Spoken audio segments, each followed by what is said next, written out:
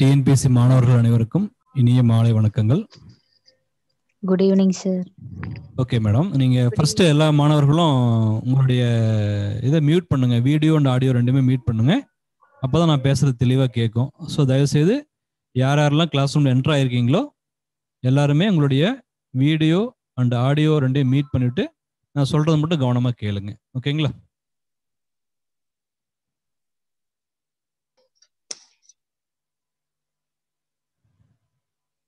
Okay. So முதல்ல காலாதாமத்துக்கு அனைவருக்கும் மன்னிப்பு கேட்டுக்கிறேன். ஃபர்ஸ்ட் வந்து பார்த்தீங்கன்னா, ராஜாஜி டிஎன்பிஎஸ்சி பயிற்சி மையத்தின் சார்பாக அனைவருக்கும் இனிய மாலை வணக்கங்கள். அதே சமயத்தில் அனைவரும் வெற்றி பெற்று அரசு வேலையை வாய்ப்பு பெற அனைவருக்கும் வாழ்த்துக்கள். நாம ancient Indian history and medieval Indian history அப்படிங்கிற சப்ஜெக்ட் தான் நம்ம டிஸ்கஸ் பண்ண போகிறோம். இதில் ஃபர்ஸ்ட் சிலபஸ் என்ன அப்படிங்கிறத ஃபர்ஸ்ட் கொஞ்சம் பார்ப்போம். சிலபஸ் அப்படிங்கிறது குரூப் 2 குரூப் 4 ரெண்டுக்கும் எப்படி இருக்கு அப்படிங்கிறதைய ஃபர்ஸ்ட் நம்ம வந்து டிஸ்கஸ் பண்ணிக்கலாம்.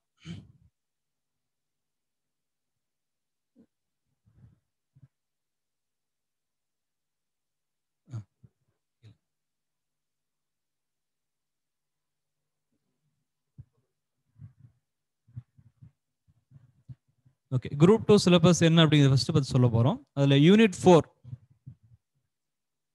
உங்களுக்கு வியூ ஆகுதுன்னு நினைக்கிறேன்.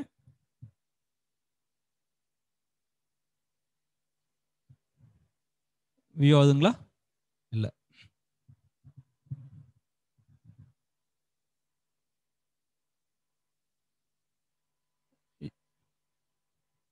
யூனிட் 4 அப்படிங்கிற குரூப் 2ல சிலபஸ்ல யூனிட் 4 அப்படிங்கிறதுல கொடுத்துருக்காங்க.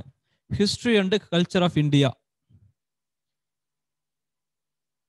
இந்தியன் ஹிஸ்டரி அப்படிங்கிறதுல என்னென்ன சிலபஸ் கவர் ஆயிருக்குன்னா, Indus valley civilization to Guptas, அதாவது சிந்து சமல் நாகரிகம் முதல் குப்தர்கள் ஆட்சி காலம் வரை அப்படிங்கிற காலகட்டத்தை தான் இதில் கொடுத்துருக்காங்க. அப்புறம் டெல்லி சுல்தான்ஸ், டெல்லி ஆட்சி புரிந்த Delhi sultans, Mughals and Marathas, age of Vijayanagaram and Bahmani kingdoms, அப்புறம் சவுத் இந்தியன் ஹிஸ்டரி. ஓகேங்களா?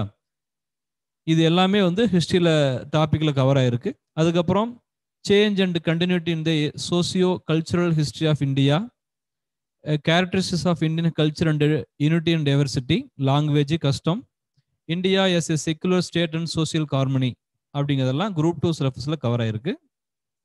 இது கூட குரூப் 4 சிலபஸ் கூட என்ன ஆட் ஆகும்னு பார்த்தீங்கன்னா, தமிழ் கல்ச்சர் அண்ட் ஹிஸ்ட்ரி. ஓகேங்களா? தமிழ்நாட்டுடைய நம்மளுடைய ஹோம்லேண்டான அவர் தமிழ்நாடுடைய history, culture, people's way of life, இது எல்லாமே வந்து குரூப் 4 சிலபஸில் கவர் பண்ணியிருப்பாங்க. ஓகேங்களா? குரூப் 2 பொறுத்தவரையிலும் இந்த டாபிக் தான் பார்க்க போகிறோம். இது இல்லாமல் குரூப் 4 என்ன ஆட் ஆகுதுன்னு பார்க்கும்பொழுது தமிழ் கல்ச்சர் ஆட் ஆகும், சவுத் இந்தியன் ஹிஸ்ட்ரி ஆட் ஆகும். புரியுதுங்களா? தமிழ் கல்ச்சரும் Tamil history and also south Indian history அப்படிங்கிறது குரூப் 4ல ஆட் ஆகும். புரியுதுங்களா? ரைட். இதுல குரூப் 2 குரூப் 4 ஆகிய பகுதி டிஎன்பிஎஸ்சி எக்ஸாம்ல இருந்து நம்மளுடைய ஆன்சியன்ட் ஹிஸ்டரியில இருந்து ஆல்மோஸ்ட் ஒரு 10 கொஸ்டின்ஸ் கேட்க வாய்ப்பு இருக்கு. ஸோ அதனால இந்த டாபிக் வந்து ரொம்ப நம்ம வந்து கவனத்தோட படிக்க வேண்டிய சூழல் நமக்கு இருக்கு. இதை பொறுத்தவரையிலும் நம்மளுடைய மெட்டீரியல் உங்களுக்கு கொடுத்துருக்கோம். அந்த மெட்டீரியல் அப்படிங்கிறது இண்டஸ் வேலி சிவிலைசேஷன் அப்படிங்கிற டாபிக்ல இருந்து ஆரம்பிச்சிருக்கோம். எங்க ஆரம்பிச்சிருக்கோங்க? இண்டஸ் வேலி சிவிலைசேஷன்ல இருந்து ஆரம்பிச்சிருக்கோம். அதுக்கப்புறம் தமிழ் கல்ச்சர்ல சங்கம் பீரியடு, கலப்பிராஸ், இதெல்லாம் அப்புறம் பல்லவாஸ், பாண்டியாஸ், சோலாஸ்லாம் கொடுத்துருக்கோம். ஓகேங்களா? இதில் நம்ம வந்து ஃபர்ஸ்ட் நம்ம வந்து இண்டஸ் வேலி சிவிலைசேஷன் பத்தி பார்க்கலாம். அந்த நீங்க மெட்டீரியல் கையில தான் சரி, கவனிச்சாலும் சரி, நான் சொல்றது இண்டஸ் வேலி சிவிலைசேஷன் கவனிங்க. ஓகேங்களா?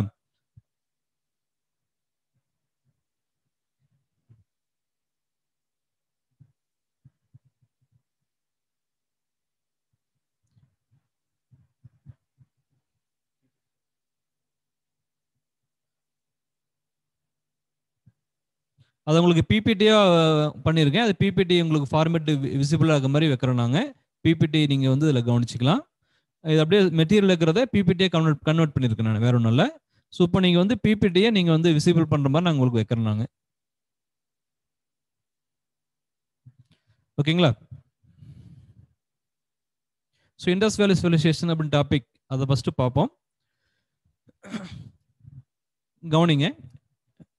Indies valley civilization is the one of the very oldest civilization in the world.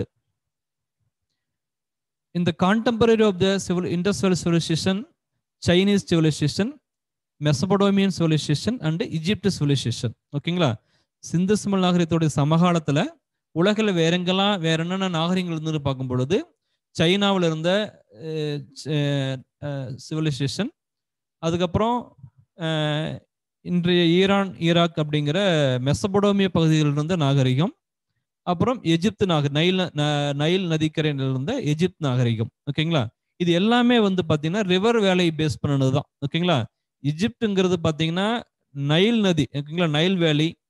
Mesopotamian அப்படிங்கிறது டைகிரிட்டிஸ் அண்ட் யூப்ரிட்டிஸ் ரிவரோட வேலையில் இருந்தது. இண்டஸ் வேலி சிவிலைசேஷன் அப்படிங்கிறது சிந்து நதியில் தோன்றி வளர்ந்தது. ஓகேங்களா? சில ஆர்கியாலஜிஸ்ட் என்ன சொல்லுவாங்கன்னா இண்டஸ் சரஸ்வதி வேலி சிவிலைசேஷன் அப்படிம்பாங்க. பட் ஆனால் காமனாக எல்லாரும் என்ன சொல்லுவாங்கன்னா இண்டஸ் சிவிலைசேஷன் அப்படிம்பாங்க. சைனாவில் வந்து ஹாங்கோ வேலி சிவிலைசேஷனாக அது டெவலப்மெண்ட் ஆகிருந்திருக்கு. ஓகேங்களா? ஸோ இது எல்லாமே வந்து பார்த்தீங்கன்னா ஆற்றங்கரையின் அடிப்படையில் தோன்றிய நகரங்களாக வந்து இருந்தது. ஓகேங்களா? இதில் இண்டஸ் வேலி சிவிலைசேஷன் அப்படிங்கிறது இந்தியாவுடைய நார்த் வெஸ்ட் ரீஜனில் இருந்துச்சு. நீங்கள் நல்லா கவனிச்சிக்கங்க. மேப்பில் பார்த்தீங்கன்னா வடமேற்கு இந்திய பகுதிகளில் இண்டஸ் வேலி சிவிலைசேஷனுடைய கான்சன்ட்ரேட் இருந்துச்சு. இதுதான் இந்தியாவுடைய மிக மிக தொன்மையான நாகரிகம். ஓகேங்களா? இந்தியன் ஹிஸ்டரி அப்படிங்கிறது எங்க ஆரம்பிக்குதுன்னா அது இண்டஸ் வேலி சிவிலைசேஷன்ல தான் கண்டிப்பா ஆரம்பிக்குதுன்னு சொல்லணும். ஓகேங்களா? ஸோ அந்த அளவுக்கு ஒரு ரொம்ப மோஸ்ட் இம்பார்ட்டன்ட் சிவிலைசேஷன்னா அது இண்டஸ் வேலி சிவிலைசேஷன் தான். இதை ஹரப்பன் சிவிலைசேஷன் என்றும் சொல்லுவாங்க. ஏன் சொல்றாங்க அப்படின்னா சிந்து நதிக்கரையில தோன்றி செழித்து வளர்ந்ததால் அது சிந்து சமல் நாகரிகம். இந்த நாகரிகத்துல ஃபர்ஸ்ட் ஆர்கியாலஜிக்கலா டிஸ்கவர் பண்ணப்பட்ட சிட்டி என்னன்னா Harappan city. So it is also called as Harappan civilization. ஓகேங்களா? ஸோ இண்டஸ் சிவிலைசேஷனாலும் ஒன்று தான், ஹரப்பன் சிவிலைசேஷனாலும் ஒன்று தான். So don't get confuse. ஓகேங்களா? ரைட். இண்டஸ் வேலி சிவிலைசேஷனுடைய ரொம்ப க்ளோஸ்ட் ஏரியா உங்களுக்கு காட்டுறேன். இந்தியாவை பொறுத்தவரையிலும் வடமேற்கு இந்தியா, இன்றைய பாகிஸ்தான், ஆப்கானிஸ்தானுடைய எல்லை பகுதிகள், இந்த 3 பகுதிகள் உள்ளடக்கியதாக இந்த நாகரிகம் இருந்திருக்கு. ஓகேங்களா? நல்லா ஞாபகம் வச்சுக்கோங்க. இந்தியாவுடைய வடமேற்கு மாநிலங்கள், அதாவது குஜராத், மகாராஷ்டிரா, குஜராத், ராஜஸ்தான், உத்தரப்பிரதேசம், பஞ்சாப், ஹரியானா, ஜம்மு காஷ்மீர் ஆகிய பகுதிகள் எல்லாமே இந்த நாகரிகம் இருந்துச்சு. இது மட்டும் இல்லாம பாகிஸ்தான்ல தான் ஹரப்பாவும் மொஹஞ்சதாரோவும் இருந்துச்சு. அப்புறம் வடமேற்கு மாநிலங்கள் இருக்கின்ற ஆப்கானிஸ்தானுடைய ஒரு பகுதியில் வந்து பரவி இருந்துச்சு. ஓகேங்களா? ஸோ இதுதான் இந்த நாகரிகத்தோடைய சிறப்பான விஷயம். புரியுதுங்களா? இந்தியாவில், பாகிஸ்தான்ல, ஆப்கானிஸ்தான்ல பரவி இருக்கு. இந்தியாவுடைய நார்த் வெஸ்ட் ஃப்ரான்டியர் ஸ்டேட்ஸ், ஓகேங்களா, மகாராஷ்டிரா, ராஜஸ்தான், குஜராத், பஞ்சாப், ஹரியானா, உத்தரப்பிரதேஷ், இந்த மாநிலங்கள்லாம் இதனுடைய சிவிலைசேஷனுடைய இம்பாக்ட் வந்து அதிகமா இருந்துச்சு. ஓகேங்களா? ரைட். இதனுடைய இன்னொரு மேப் சொல்லியிருக்கலாம். இதுல முக்கியமான நகரங்கள்லாம் சொல்லியிருக்கோம். மொஹஞ்சதாரோ, அதுக்கப்புறம் வந்து ஹரப்பா, இதெல்லாமே இதுல முக்கியமான நகரங்கள். நம்ம டீட்டெயிலாக பார்த்துக்கலாம் நீங்க. ஓகேங்களா? Right. The word civilization comes from the ancient Latin word civix, which means city. ஓகேங்களா? நாகரிகம், சிவிலைசேஷன் அப்படிங்கிற வார்த்தை, இந்த ஆரிஜின் என்ன, இதனுடைய டெரிவேஷன் பார்க்கும் பொழுது சிவிக்ஸ் அப்படிங்கிற லெட்டின் டெர்ம்ல இருந்து ஆரிஜினேட் ஆயிருக்கு. சிவிக்ஸ் அப்படிங்கிற டெர்முக்கு என்ன மீனிங்னா, சிவிக்ஸ் அப்படிங்கிற டெர்ம்ஸ்க்கு என்ன மீனிங்னா சிட்டி. ஓகேங்களா? ஸோ சிட்டி அப்படின்னா நகரம். நகரம் அப்படிங்கிற வார்த்தையிலிருந்து தான் நாகரிகம் அப்படிங்கிற வார்த்தை தோன்றி இருக்கு. ஓகேங்களா? ஸோ இதுதான் மிக மிக முக்கியமான விஷயம். ரைட். சிவிலைசேஷன் அப்படிங்கிறது இந்த வார்த்தை ஆரிஜினேட் ஆச்சு. அடுத்து ஹிஸ்டரினா என்னன்னு சொல்லுவோம். The term history has been derived from the Greek word historia. ஓகேங்களா, ஹிஸ்டோரியாங்கிற கிரீக் டெர்ம்ல இருந்து தான் ஹிஸ்டரிங்கிற வார்த்தை ஆரிஜினேட் ஆயிருக்கு. ஹிஸ்டோரியா அப்படின்னா லேர்னிங் ஃப்ரம் என்கொயரி, விசாரணை மூலம் கற்றல் அப்படிங்கிறது அதுக்கான மீனிங். Learning from enquiry. ஓகேங்களா, ஹிஸ்டோரியா அப்படிங்கிற வார்த்தைக்கு which means that learning from enquiry, இந்த வார்த்தையிலிருந்து தான் ஹிஸ்டரிங்கிற வார்த்தை தோன்றி இருக்கு. ஓகேங்களா, ரைட். இதுல ஹிஸ்டரி பொறுத்தவரையிலும் சில முக்கியமான வேர்ட்ஸ் வந்து முக்கியம். நிமிஸ்டாட்டிக்ஸ் என்ன, எபிகிராஃபின்னா என்ன, ஆர்கியாலஜின்னா என்ன, ஆந்த்ரோபாலஜி என்னன்னா, இதெல்லாமே ஹிஸ்டரியோடைய தொடர்புடைய விஷயங்கள், தொடர்புடைய படிப்புகள். நிமிஸ்மேட்டிக்ஸ் அப்படின்னா த ஸ்டடி ஆஃப் காயின்ஸ், நாணயங்கள் தொடர்பான படிக்கும் அறிவியலுக்கு என்ன பேர்னா நிமிஸ்மேட்டிக்ஸ் அப்படிம்பாங்க. சில பேர் பார்த்தீங்கன்னா பழங்கால நாணயங்களை சேகரித்து வச்சு அதை வந்து என்ன பண்ணுவாங்கன்னா அவங்க வந்து சேகரித்து வச்சு பண்ணுவாங்க. ஓகேங்களா, அதை ஸ்டடி பண்ணுவாங்க. அதுக்கு பேர் நிமிஸ்மேட்டிக்ஸ். எபிகிராபி அப்படின்னா the study of inscriptions, inscriptions பற்றிய படிப்புகளுக்கு என்ன பேர்னா எபிகிராஃபி. அதனோட அலுவலர்களுக்கு எபிகிராஃபிஸ்ட் அப்படிம்பாங்க. ஸோ கல்வெட்டுகள் தொடர்பான படிப்புக்கு என்ன பேருனா எபிகிராஃபி அப்படிங்கிறாங்க. அடுத்த வேர்ட்ஸ் வந்து archaeology. Archaeology is study of prehistoric humans, remained materials used by the prehistoric humans and excavated materials remains are the main source for archaeological studies. அதாவது வரலாற்றுக்கு முற்பட்ட மனிதர்களை பற்றியும் அந்த மனிதர்களுடைய காலகட்டங்கள் பயன்படுத்தப்பட்ட பொருள்களை பற்றியும் படிக்கின்ற படிப்புக்கு என்ன பேருனா ஆர்கியாலஜி அப்படிங்கிறாங்க. ஓகேங்களா, இப்போ நம்ம வந்து ரீசெண்டா கீழடி அப்படிங்கிற தமிழ்நாட்டுடைய இடத்தை பற்றி கேள்விப்பட்டிருப்பீங்க. அந்த கீழடி வெளிக்கொணர்வதற்கு முக்கியமான காரணம் அங்க நடைபெற்ற தொல்பொருள் அகழ்வாராய்ச்சி, அதாவது ஆர்கியாலஜிக்கல் எக்ஸ்கவேஷன்ஸ். ஓகேங்களா, ஸோ இந்த ஆர்கியாலஜிக்கல் எக்ஸ்கவேஷன்ஸ் அப்படிங்கிறது ரொம்ப ரொம்ப முக்கியமான சோர்ஸ் ஃபார் த ஆர்கியாலஜிக்கல் ஸ்டடீஸ்க்கு அப்படிங்கிறது முக்கியமானதாக இருக்கு. ஓகேங்களா, ஸோ இதுவும் முக்கியமான விஷயம். அடுத்து anthropology, the study of humans and evolutionary history, மனிதர்களுடைய மனித இனத்தோடைய பரிணாம வளர்ச்சியை பற்றியும் பரிணாம வரலாற்றை பற்றி படிக்கிற விஷயங்கள் தான் ஆந்த்ரோபாலஜி அப்படிங்கிற மானுடவியல் அப்படிங்கிறாங்க. ஸோ இது எல்லாமே நம்மளுடைய வரலாற்றுக்கு தொடர்பான படிப்புகள். ஓகேங்களா, right. Time span of Indus civilization. இந்த இண்டஸ் வேலி சிவிலைசேஷனுடைய காலகட்டம் என்ன, அது எங்க இருந்தது, எந்த காலத்தை சேர்ந்தது, பரப்பளவு என்ன அப்படிங்கிறத பத்திலாம் சொல்ல போறோம். இதனுடைய geographical range south Asia.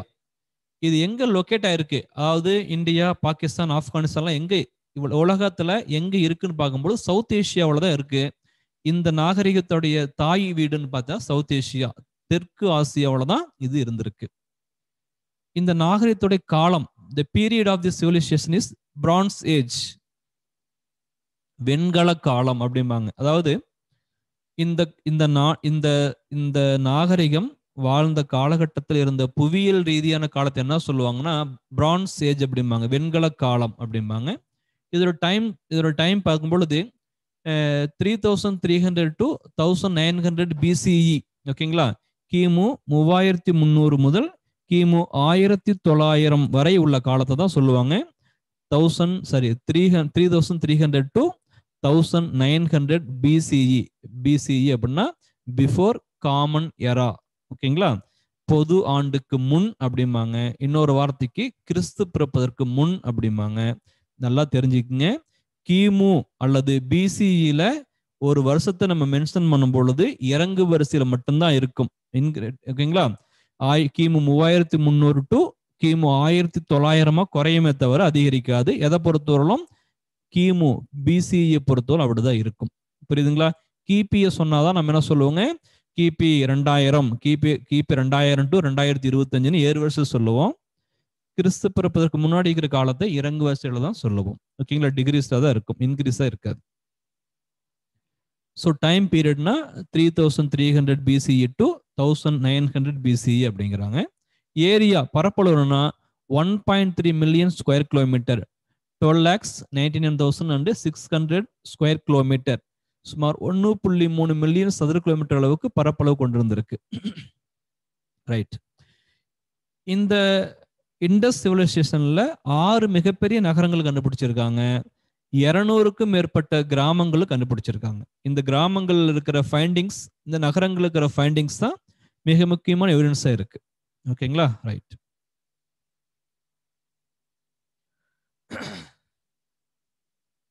The Indus civilization known as Harappan civilization covers an area of over 1.3 million square kilometer in India and Pakistan and Afghanistan.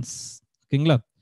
India, Pakistan, ஆப்கானிஸ்தான்ல 1.3 million சதுர கிலோமீட்டருக்கு இது பரப்பளவு கொண்டிருந்திருக்கு. ஓகேங்களா? ரைட்.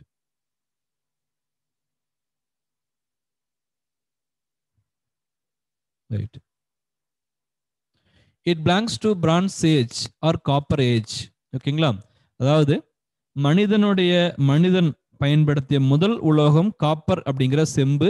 செம்புல இருந்து அதனுடைய உலோக கலவையாக வெண்கலம் கண்டுபிடிச்சாங்க, பிரான்ஸ் கண்டுபிடிச்சாங்க. எனவே சிந்து சமவெளி நாகரிகத்துடைய காலத்தை வெண்கல காலம் என்றும் சொல்லுவார்கள். காப்பர், ஓகேங்களா, காப்பர் காலம் என்றும், வெண்கல காலம் அல்லது செம்பு காலம் என்றும் சொல்லுவாங்க. செம்பு காலத்துக்கு ஆங்கில வார்த்தை சால்கோலித்திக் பீரியட். என்ன சொல்றாங்க? சால்கோலித்திக் பீரியட் அப்படிங்கிறதா அதனுடைய இன்னொரு பெயர்.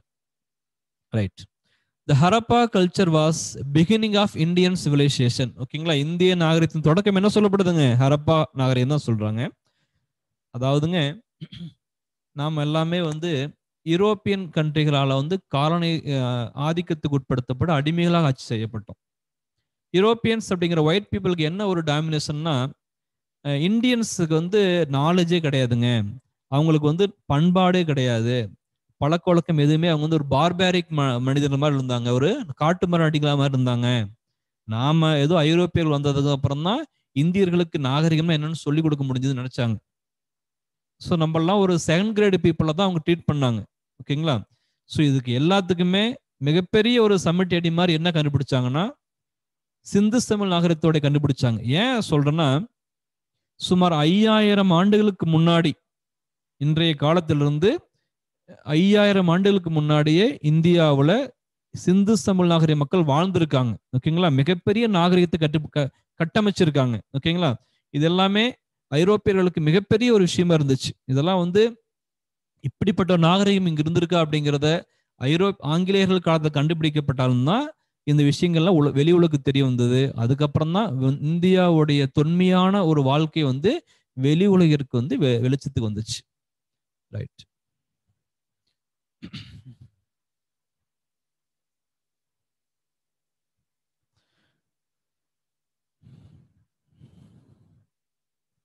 சரி, இந்த இண்டஸ் சிவிலைசேஷன் எப்படி மெல்ல மெல்ல வெளி உலகிற்கு தெரிய வந்துச்சு? அங்க யார் முதல்ல ஆய்வு பண்ணாங்க? அதுக்கப்புறம் தொடர்ச்சியா யாரெல்லாம் ஆய்வு பண்ணாங்க? படிப்படியா இந்த ஆய்வுகளுக்கு யார் ஊக்கம் கொடுத்து இதை வெளி உலகிற்கு கொண்டு வந்தாங்க அப்படிங்கிறத பத்திலாம் பார்ப்போம். ஓகேங்களா? In 1826, British traveler Charles Mason first visited Indus region. ஓகேங்களா? சிந்து சமவெளி பகுதிகளுக்கு முதலாக வருகை புரிந்த ஆய்வாளர் யாருன்னா சார்லஸ் மேசன். எந்த வருஷம்னா 1826. ஓகேங்களா? இன் 1826 தான் ஃபர்ஸ்ட் ஆய்வு பண்ணியிருக்காரு. ஓகேங்களா? ரைட். அதுக்கப்புறம் in 1831 Alexander Burns visited the Amri, which is related to Indus culture. சிந்து சமவெளி நாகரிகத்தை சார்ந்த முக்கியமான நகரமான ஆம்ரி அப்படிங்கிற இடத்திற்கு 1831 அலெக்சாண்டர் பர்ன்ஸ் அப்படிங்கிற ஆய்வாளர் ஆய்வு பண்ணியிருக்காங்க. இவங்க எல்லாமே மேலோட்டமா அங்க இருக்கிற ஃபைண்டிங்ஸ், அதனுடைய நுட்பமான விஷயங்களை பத்தி, அவங்களுக்கு முன்னாடி அங்க வாழ்ந்த மக்களுடைய செவிவழி செய்திகள் எல்லாம் திரட்டி சம்திங் அங்க ஏதோ இருக்கு, அதோட இம்பார்ட்டன்ஸ் என்ன அப்படிங்கிறத பத்தி ரொம்ப ஸ்டடி பண்ணி PhD பண்ணி ரிசர்ச் பண்றாங்க. ஓகேங்களா? இவங்க எல்லாமே அதை மேலோட்டமா ஆய்வு பண்றாங்க, அவ்வளவுதான். அதுக்கப்புறம் Alexander Cunningham visited the Harappa over the years of 1853, 56 and 57. ஓகேங்களா? In 1861 Archaeology Survey of India established at Delhi under the chairmanship of Cunningham as a surveyor.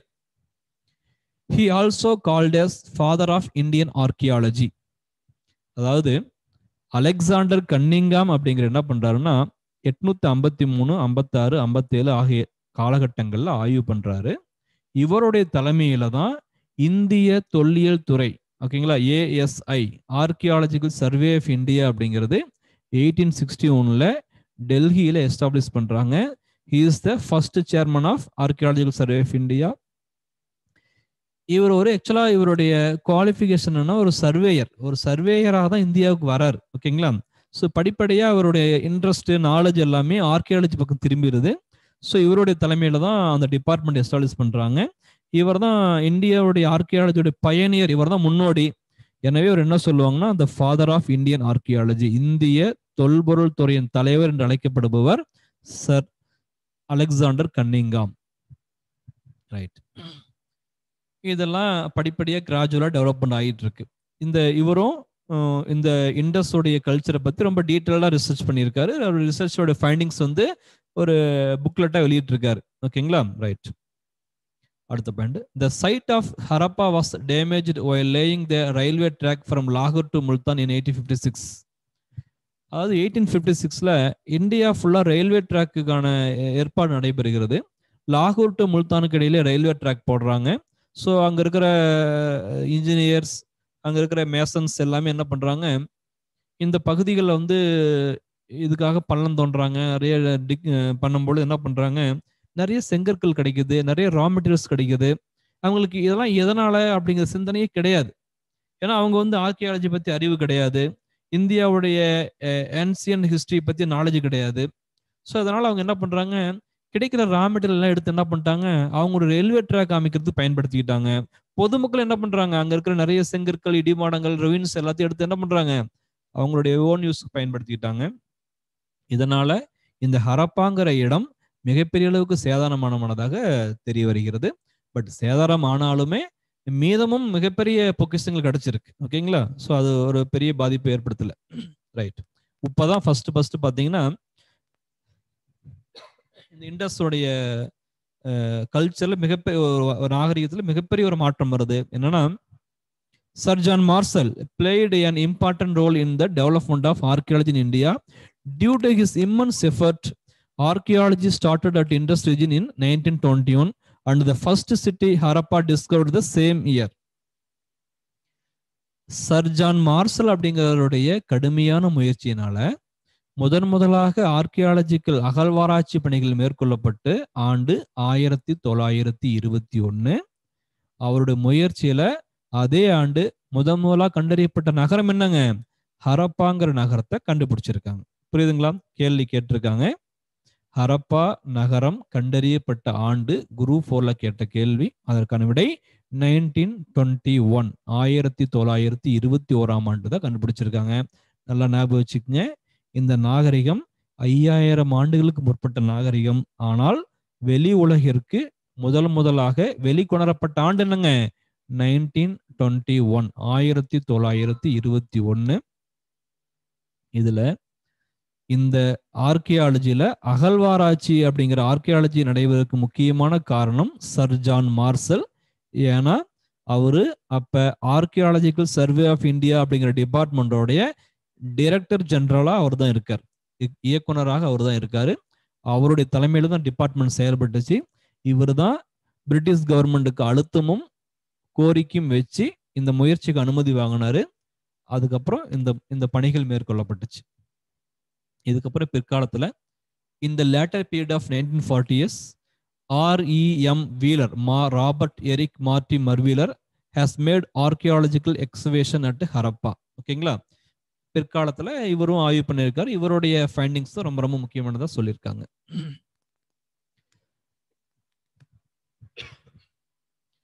இவர் தான் அலெக்சாண்டர் கன்னிங்காம். இவர் தான் the father of Indian archaeology அப்படிங்கிற honorary title இவர் தான் கொடுத்துருக்காங்க. So இவர் இந்த பக்கம் இருக்கிற சர் ஜான் மார்சல். இவர் தாங்க ரொம்ப முக்கியமான நபர். இவர் இல்லை அப்படின்னா இண்டஸ் கல்ச்சருக்கு பிரிட்டிஷ் கவர்மெண்ட் அனுமதியே கொடுத்துருக்காதுங்க. அவங்கள பொறுத்தவரைலாம் இந்தியாவில் ஆட்சி பண்ணோமா, எந்த அளவுக்கு செல்வங்களை கொள்ளையடிக்கணுமோ நம்ம ஊருக்கு போகலான்னு தான் நினச்சிக்கிட்டு இருந்தாங்க. இந்தியாவுடைய கலை பொக்கிஷங்கள் பற்றியும் இந்த தொல்லியல் பற்றியும் பெருசளவுக்கு கவர்மெண்ட்டுக்கு முக்கியத்துவம் கொடுக்கல. ஆனா இவர் கன்சிஸ்டன்ஸா தொடர்ச்சியா கவர்மெண்ட் வந்து ஃபாலோ பண்றாரு. இதுக்கான இந்த இந்த முயற்சிக்கு வந்து பார்லிமெண்ட்ல ரொம்ப முயற்சிக்கு மெனக்கெட்டு பாடுபட்டு கவர்மெண்ட் சம்மதம் வாங்குறாரு. கவர்மெண்ட் வந்து இங்க பர்மிஷன் கொடுத்துட்டாலுமே அதுக்கான ஃபண்ட் ஒதுக்கல. இவர் லண்டன்ல இருக்கிற தன்னுடைய சொந்த சொத்துக்கள்லாம் வித்து தன்னுடைய கை காசெல்லாம் போட்டு இந்த ஆராய்ச்சி ஆரம்பிச்சாரு. படிப்படியா கவர்மெண்ட் பணம் கொடுத்தாங்க. ஸோ அதுக்கப்புறம் தான் இந்த நகரத்தை கண்டுபிடிக்க முடிஞ்சது. ஸோ சர் ஜான் மார்ஷல் அப்படிங்கிறவர் ரொம்ப ரொம்ப முக்கியமான நபர் இந்த இந்த நாகரிகத்தை பொறுத்தவரையிலும். ரைட் ரைட் சிந்து சம நாகரிகத்தோடைய ஸ்பெஷல் ஃபீச்சர்ஸ், சிறப்பு கூறுகள் என்ன, ஏன் இந்த நாகரிகத்தை இவ்வளவு சிறப்பா சொல்றோம் அப்படி சொல்லி அதையும் பார்ப்போம். Well conceived down planning method. ஓகேங்களா, நகரங்களை திட்டமிடுதல் தன்மை, டவுன் பிளானிங் அப்படிங்கிறது ரொம்ப ரொம்ப முக்கியம். நல்லா ஞாபகம் வச்சுக்கோங்க. இண்டஸ் கல்ச்சரோட முக்கியமான ஒரு தன்மை டவுன் பிளானிங். ஓகேங்களா, அஸ்டானிஷிங் மேஷனரி அண்ட் ஆர்கிடெக்சர். ஓகேங்களா, ரொம்ப சிறப்புத்தன்மை வாய்ந்த கட்டிடக்கலை தன்மை முக்கியமானு சொல்றாங்க. அடுத்து priority for hygiene and public health. ஓகேங்களா, சுத்தம் மற்றும் பொது சுகாதாரத்திற்கு கொடுத்த முக்கியத்துவங்கள். அடுத்து ஸ்டாண்டர்டைஸ்ட் வெயிட்ஸ் அண்ட் மெசர்ஸ். ஓகேங்களா, அங்கீகரிக்கப்பட்ட எடை கற்களையும் அளவீடுகளையும் பயன்படுத்தி இருக்காங்க. Solid agricultural and artisanal base. ஓகேங்களா, கலைத்தன்மை மிக்க மற்றும் வேளாண்மைக்கு முக்கியத்துவம் கொடுக்கக்கூடிய சமுதாயமா இருந்திருக்காங்க. Rectangle roads with perfect drainage system and closed drainage system. Building houses with interlocking system by burnt bricks. ஓகேங்களா, சுட்ட செங்கற்கள் மூலம் கட்டியிருக்காங்க.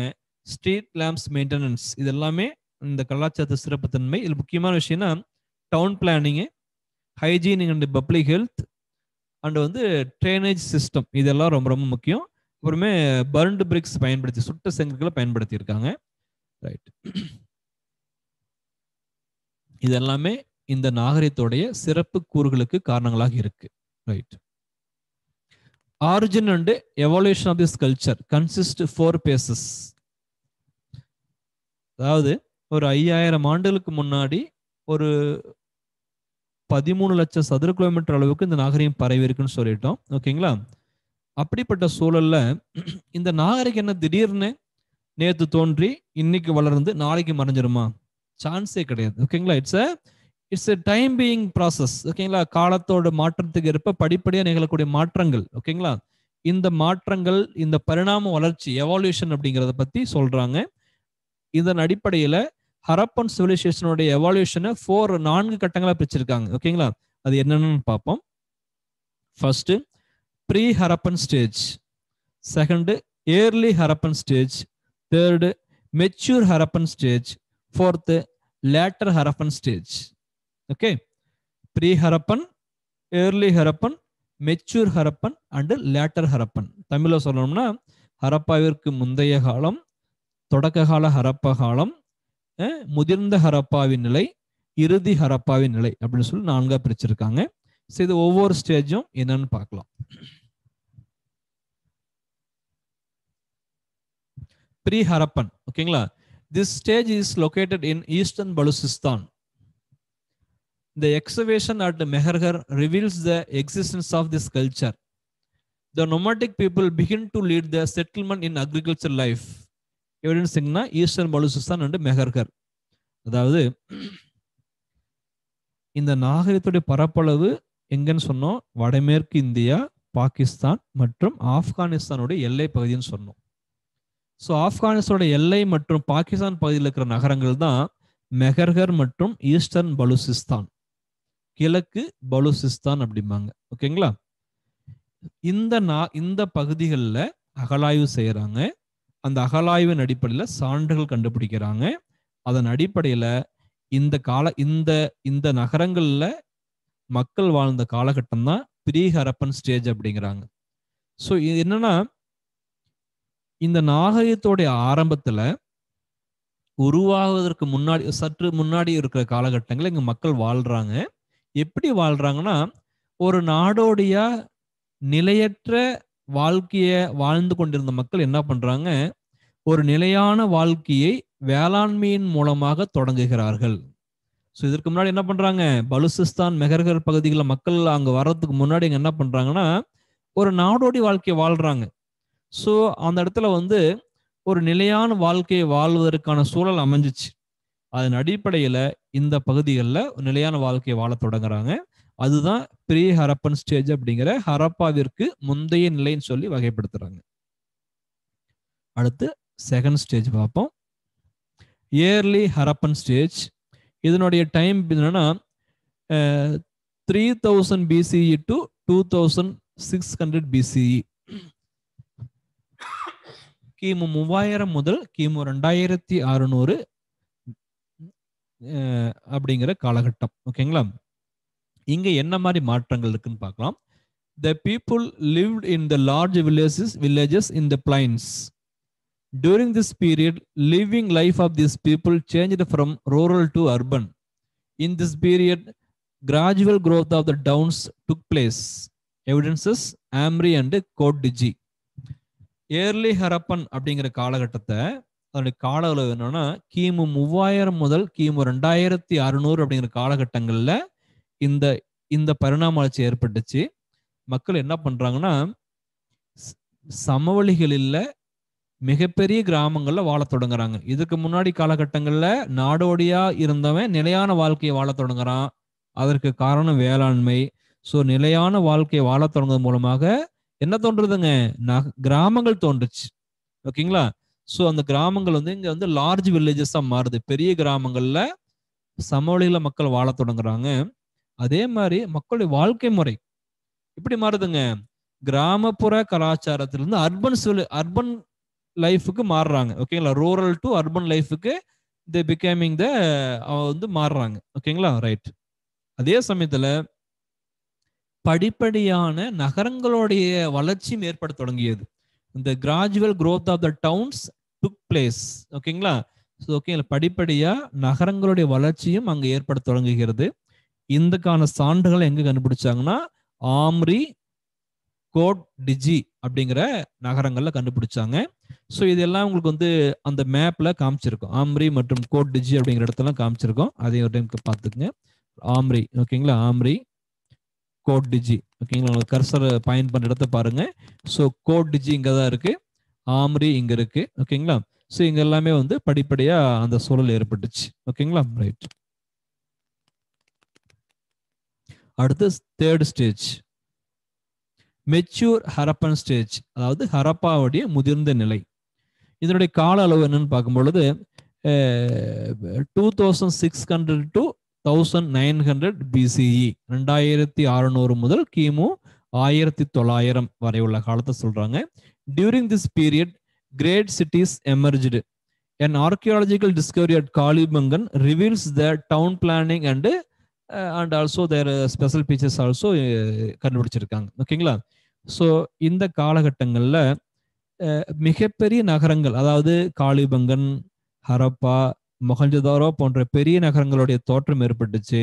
இது எல்லாமே காளிபங்கல்ல மேற்கொள்ளப்பட்ட அகழ்வாராய்ச்சிகள் மூலமாக கண்டறியப்பட்டுச்சு. ஏன்னா காளிபங்கனுடைய அந்த டவுன் பிளானிங் ஸ்ட்ரக்சர் அப்படிங்கிறது ரொம்ப ரொம்ப ரொம்ப ரொம்ப அஸ்டானிசிங்கா இருக்கு. ரொம்ப ஒரு கம்பீரமா ஒரு தெளிவானதா இருக்கு. ஒரு திரு குழப்பம் இல்லாத தெளிவான டவுன் பிளானிங் இருக்கு. அந்த நாகரிகத்தோட உச்சபட்ச மெச்சூரிட்டியான சூழல் இங்கதான் அமைஞ்சிருக்கு. ஸோ அதுதான் இந்த மெச்சூர் ஹரப்பன் ஸ்டேஜ் சொல்றாங்க. அடுத்து fourth stage, later Harappan stage அப்படிங்கிற இறுதி நிலை. இதோடைய பீரியடு 1900 BCE to 1700 BCE. ஓகேங்களா? The decline of Indus culture started. The excavations of Lothal reveals this stage of evolution. ஓகேங்களா? இந்த காலகட்டங்கள்ல தான் இந்த நாகரிகத்தோடைய அழிவு அப்படிங்கிறது தொடங்கியது. ஸோ லோத்தல் அப்படிங்கிற பகுதியில் கண்டறியப்பட்ட அகழ்வாராய்ச்சிங்கிறது இந்த உண்மையை வெளிக்கொணர்கிறது. ஓகேங்களா? ஸோ இதெல்லாம் முக்கியமான விஷயங்கள். இந்த காலகட்டங்கள் அப்படிங்கிறது ஹரப்பாவுடைய இறுதி நிலைக்கு சான்றா இருக்கு. ஏன் சார் இந்த லோத்தலை பற்றி சொல்லும் பொழுது சொல்லியிருக்காங்கன்னா, ஏன் இந்த நகரத்தை இறுதி நிலைக்கு சான்றா வச்சிருக்காங்கன்னா, லோத்தல் அப்படிங்கிற நகரத்தை அகழ்வாராய்ச்சி செய்யும் பொழுது அந்த நகரம் அப்படிங்கிறது மண்ணுக்குள்ள மூடி இருக்கு. அதன்படி ஆர்கியாலஜி எக்ஸ்கவேஷன் மூலமா கண்டுபிடிக்கிறாங்க. அதை பார்க்கும் பொழுது அந்த நகரம் வந்து பல்வேறு அடுக்குகளா காணப்படுது, பல்வேறு லேயரா இருக்கு. கீழே ஒரு படியில வந்து நகரங்கள் இருக்கு, அதுக்கு மேல மண்மூடி போயிருக்கு, அதுக்கு மேல மீண்டும் நகரங்களை ரீகன்ஸ்ட்ரக்ட் பண்ணியிருக்காங்க. இப்படி பல்வேறு லேயர்களா அடுக்குகளா காணப்படுது. அப்ப என்ன அர்த்தம்? சோ இங்க ஃபர்ஸ்ட் மக்கள் வாழ்ந்திருக்காங்க. சம் ரீசன், ஓகேங்களா, we don't know the exact reason, ஓகேங்களா, ஏதோ ஒரு காரணத்தினால இந்த நகரம் அழிவுற்று இருக்கு. அந்த அழிஞ்ச நகரம் அப்படிங்கிறது மீண்டும் ரீகன்ஸ்ட்ரக்ட் பண்றாங்க, ஓகேங்களா. ஏற்கனவே வாழ்ந்த மக்கள் அழியிறாங்க, மண்மூடி போயிருது, மீண்டும் என்ன பண்றாங்க, ரீகன்ஸ்ட்ரக்ஷன் பண்றாங்க, மறுநிர்மாணம் செய்யப்படுகிறது. ஸோ அப்போ என்ன அர்த்தம்? ஏதோ ஒரு காரணத்தினால இந்த நாகரிகம் அழிஞ்சதன் காரணமாக தான் மீண்டும் மீண்டும் கட்டமைக்க வேண்டிய சூழல் ஏற்படுது. அப்போ இந்த காலகட்டங்களில் அடிக்கடி போர்கள் நடந்திருக்கலாம், அல்லது இயற்கை சீற்றம் நடந்திருக்கலாம், அல்லது வேற ஏதாச்சும் ஒரு சூழல் ஏற்பட்டிருக்கலாம். ஸோ இதெல்லாம் அந்த நாகரிக மக்களோட அழிவிற்கு காரணமாக இருந்திருக்குன்னு சொல்றாங்க. அது மட்டும் இல்லாம ரீகன்ஸ்ட்ரக்ஷன் பண்ணும் பொழுது ஏற்கனவே இருந்த அந்த ஸ்டாண்டர்டைசிங் மெயின்டைன் பண்ண முடியல, ஓகேங்களா. பிற நாகரிகத்தின் கலப்பின் காரணமாக ரீகன்ஸ்ட்ரக்ஷன் செய்யப்படும் பொழுது அந்த பழைய குவாலிட்டி, பழைய ஸ்டாண்டர்டைசேஷன்லாம் மெயின்டைன் பண்ண முடியல. ஸோ பிற நாகரிகத்துடைய தாக்கத்தின் காரணமாக இவங்க படிப்படியா இந்த கலாச்சாரத்துடைய சீரழிவு ஏற்பட்டுச்சு அப்படிங்கிறத இந்த லோத்தல் அகழ்வாராய்ச்சிகள் உணர்த்துவதாக ஆர்கியாலஜிஸ்ட் சொல்றாங்க, ஓகேங்களா. ரைட். ஸோ இந்த கான்செப்ட் இதுதாங்க. ஹரப்பன் சிவிலைசேஷனுடைய எவால்யூஷன் 4 ஸ்டேஜா பிரிக்கிறாங்க. Pre Harappan stage, early Harappan stage, mature Harappan stage and later Harappan stage சொல்லி பிரிக்கிறாங்க, ஓகேங்களா. ரைட். அடுத்து territories of Indus valley civilization, Sindhu சமவெளி நாகரிகத்தோடைய எல்லைகள் என்ன? இன்னது வந்து நம்ம வந்து பரிணாம வளர்ச்சியை பத்தி சொன்னோம், இப்போ சொல்றது எல்லைகள் பத்தி சொல்ல போறோம், ஓகேங்களா. Right. Sutkagen Dor in the west on Pakistan Iran border, Shortughai in the north, Afghanistan north, Alamkirpur of Uttar Pradesh in the east, Daimabad of Maharashtra in the south are the boundaries.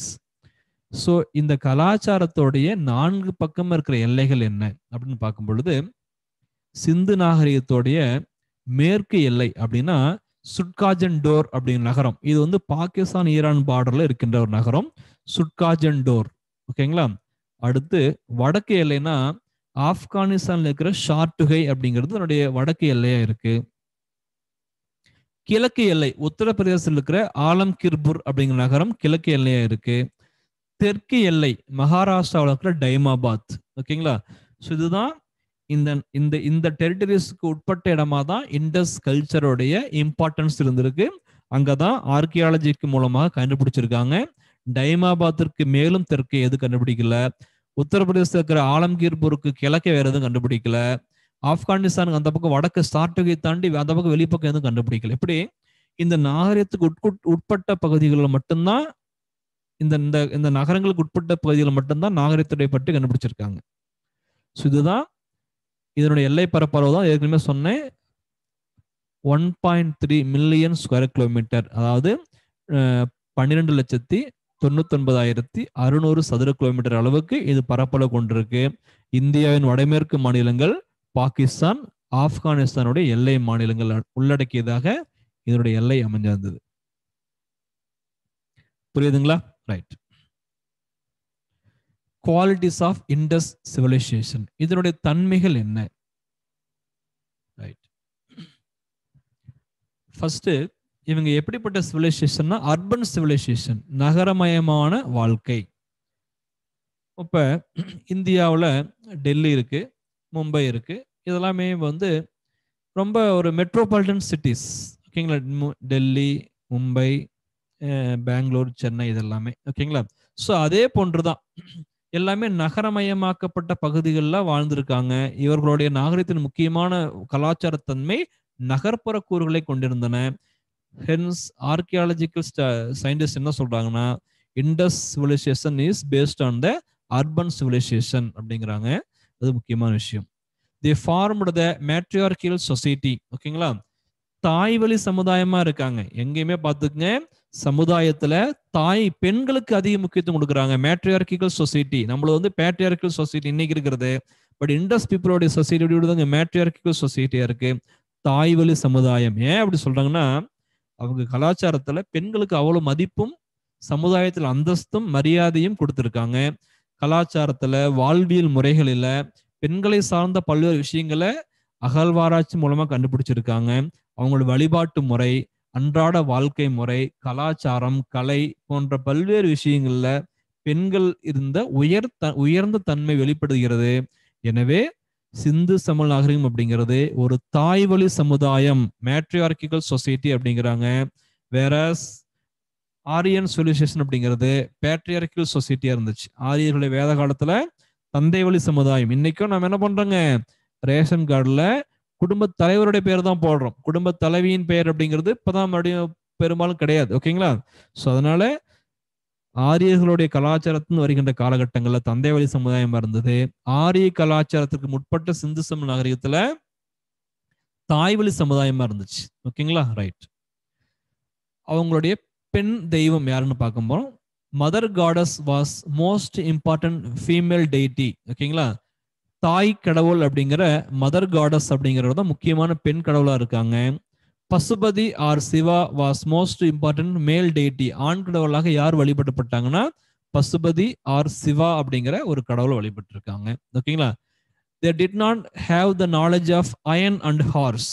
ஓகேங்களா? ஏன்னா இந்த நாகரிகம் ஏற்கனவே சொல்லியிருக்கேன், பிரான்ஸ் அல்லது காப்பர் ஏஜ்ல இந்த நாகரிகத்தோடைய வளர்ச்சி இருந்துச்சு. செம்பும் வெண்கலமும் இருந்த காலகட்டங்கள்ல தான் சிந்து சமவெளி மக்கள் வாழ்ந்திருக்காங்க. ஸோ அவர்களுக்கு செம்போட பயன்பாடும் வெண்கலத்தோட பயன்பாடும் இருந்திருக்கு. அவங்க வெண்கலத்தால் செய்யப்பட்ட கருவிகளை பயன்படுத்தினாங்க. ஆனா செம்பு காலத்திற்கு பின்னாடி தான் இரும்பு காலம் வந்துச்சு. ஆனா இரும்பு காலம் நடைமுறைக்கு வரத்துக்கு முன்னாடியே சிந்து சமவெளி நாகரிகம் முற்றிலுமாக அழிஞ்சிருச்சு. அதனால அவங்களுக்கு எதை பற்றி தெரியாதுங்க, இரும்பு அப்படிங்கிற உலோகத்தை பற்றி தெரியவில்லை. இதுவும் டிஎன்பிஎஸ்ல கேட்ட கேள்வி. அவங்களுக்கு எந்த உலோகம் தெரியாது, அயன் அப்படிங்கிறது தெரியாது. இரும்பு எப்படி தெரியாதோ அதே போன்று அவங்களுக்கு எந்த ஒரு உயிரினும் தெரியாதுங்க, ஹார்ஸ் குதிரையை பற்றி அறிந்திருக்க வாய்ப்பில்லை. ஏன் இந்த ஹார்ஸை முக்கியமா சொல்றாங்கன்னா, சிந்து சமவெளி நாகரிகத்துக்கு பின்னாடி வந்த ஆரிய கலாச்சாரத்துல அவர்களுடைய வெற்றிக்கு முக்கியமான காரணமே குதிரைப்படையோட பயன்படுத்திய விதம் தான். ஆனா சிந்து சமவெளிகளுக்கு குதிரையை பற்றி தெரிஞ்சிருக்கவில்லை. அதனால முக்கியமான விஷயமா இருக்கு. ஆனா பின்னாடி படிக்கும்போது சொல்லுவோம், ஒரு 2 இடங்கள்ல இதுக்கு விதிவிலக்கா ஒரு கருத்து வரும். அது என்னன்னு அப்புறம் சொல்றேன். ஓகேங்களா? நல்லா ஞாபகம் வச்சுக்கோங்க. they did not have the knowledge of iron and horse. குதிரையை பற்றி தெரியல, இரும்பை பற்றி தெரியல. ஆனா குதிரை இவங்களுக்கு தெரியாது. பட் இதுக்கு விதிவிலக்கா ஒரு 2 பாயிண்ட் பின்னாடி சொல்லுவேன். அது அப்ப சொல்லும்போது விஷயத்தை சொல்றேன். they have worshipped the rare unicorn bull. ஓகேங்களா? ஒற்றை கொம்பு எருது அப்படிங்கிற ரொம்ப விசித்திரமான ஒரு விலங்கு அவங்க வழிபட்டு இருக்காங்க. அது ஒரு முக்கியமான விஷயம். they used the applied science technology such as geometry and foundation. ஓகேங்களா? இதுவும் கேள்வி குரூப் 1ல கேட்டிருக்காங்க. ஜியோமெட்ரி அப்படிங்கிற அப்ளைடு சயின்ஸ் இண்டஸ் பீப்புளுக்கு தெரியுமா, பயன்படுத்தினாங்க இல்லையான்னு கேட்டிருக்காங்க. Absolutely they used the geometrical scientific methods. ஓகேங்களா? ஏன்னா ஜியோமெட்ரி இல்லாம டவுன் பிளானிங் பண்ண முடியாதுங்க. ஓகேங்களா? ஜியோமெட்ரி அப்படிங்கிற வடிவகணிதம் இல்லாம ஒரு நகரங்களை திட்டமிடுதல் அப்படிங்கிறது முடியவே முடியாது. நீங்க நிறைய பேர் இன்ஜினியரிங் படிச்ச ஸ்டூடெண்ட்ஸ் இருப்பீங்க. ஸோ இது ரொம்ப பேசிக். ஸோ இதனால இந்த ஜியோமெட்ரிங்கிற நாலேஜ் அவங்களுக்கு இருந்துச்சு. ஓகேங்களா? ரைட். பாட்டரிஸ்னா மண்பாண்டங்கள். ஓகேங்களா? Potteries were red in colour with beautiful designs in black. ஓகேங்களா? சிவப்பு கலர்ல அந்த மண்பாண்டங்கள் இருக்கு. அதுல கருப்பு நிற டிசைன்ஸ் போட்டிருக்காங்க. ஓகேங்களா? Right. Indus people used the red quartz stone called carnelian to design jewellery. ஓகேங்களா? ரைட். சிந்து சமவெளிக்கு ஒரு வகையான சிவப்பு படிகல்ல பயன்படுத்துறாங்க. அந்த கல்லின் பெயர் கார்னிலியன். என்ன சொல்றாங்க? Indus people used the red quartz stone called as carnelian to design jewellery. நகைகளை வடிவமைப்பதில் கார்னிலியன் அப்படிங்கிற ஒரு கல்லை பயன்படுத்துறாங்க. கார்னிலியன், லாபிஸ் லசூலி இது எல்லாமே செமி பிரீசியஸ் ஸ்டோன்ஸ். ஓகேங்களா? அரிய விலை மதிப்பு மிக்க கற்கள் அப்படிங்கிறாங்க. இந்த கார்னிலியன் ஸ்டோன்ல செய்யப்பட்ட கற்கள், அந்த பீட்ஸ். ஓகேங்களா? இந்த மாலை, ஊசி மணி, பாசி மாலைகள் போட்ட பீட்ஸ். ஓகேங்களா? இந்த பீட்ஸ் அப்படிங்கிற அந்த அணிகலன் அப்படிங்கிறது ரொம்ப முக்கியம். அது பின்னாடி அதோடைய டிசைன்ஸ் எல்லாம் காட்டுறேன் நான். ஓகேங்களா? Right. Main occupation trade and agriculture. Indus பீப்புளுடைய மெயின் ஆக்குபேஷன் என்னன்னா அக்ரிகல்ச்சர் அண்ட் ட்ரேட் ரெண்டுமே முக்கியத்துவம் கொடுத்துருக்காங்க. ட்ரேடு வந்து ரொம்ப ஃப்ளரிஷ்டாக இருந்தது. வணிகம் எங்க நடக்குங்க? நகரத்தில் நடக்கும். அதனால இது அர்பன் சிவிலைசேஷன் சொல்லி இருந்திருக்கு. ஓகேங்களா? இது எல்லாமே இதனுடைய குவாலிட்டியா இருக்கு. கவனிங்க. Urban civilisation, matriarchal society, mother goddess as a female deity, Pashupati or Shiva as a male deity. They don't have the knowledge of iron and horse. They worshipped the rare unicorn bull. They used the applied science technology, geometry, portraits use பண்ணியிருக்காங்க. Carnelian அப்படிங்கிற ஸ்டோனை வந்து design பண்றது பயன்படுத்தியிருக்காங்க. Trade and agriculture முக்கியமானது இருந்திருக்கு. Right.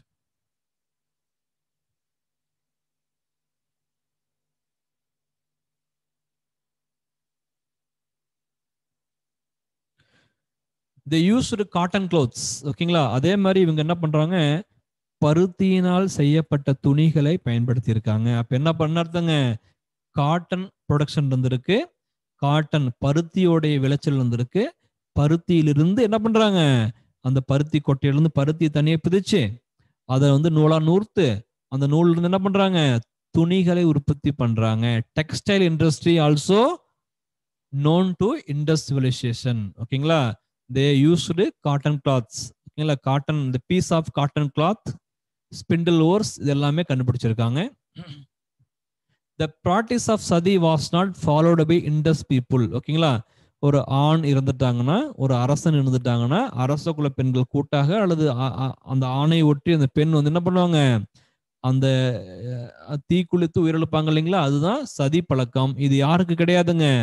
சிந்து தமிழ் மக்களுக்கு கிடையவே கிடையாது. இதற்கும் ஒரு விதிவிலக்கான ஒரு பாயிண்ட் பின்னாடி சொல்றேன், அதையும் நீங்க கவனிச்சுக்கங்க. ஓகேங்களா? practice of sati was not followed by Indus people. சிந்து சமூக மக்களுக்கிடையே சதி பழக்கம் கிடையவே கிடையாது. ஓகேங்களா? the important and worshipped animal bull. ஓகேங்களா? எருதை வந்து இங்க வந்து வழிபடுறாங்க.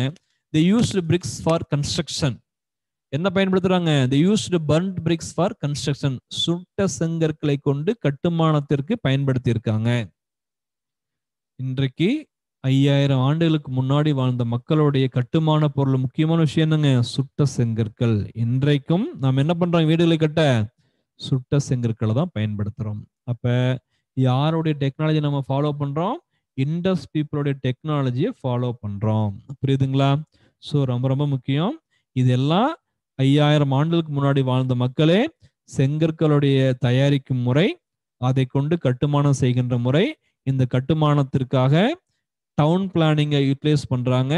டவுன் பிளானிங் செய்யறதுக்காக ஜியோமெட்ரிக்கல் சம்பந்தப்பட்ட விஷயங்களையும் ஃபாலோ பண்றாங்க. ஓகேங்களா? Right.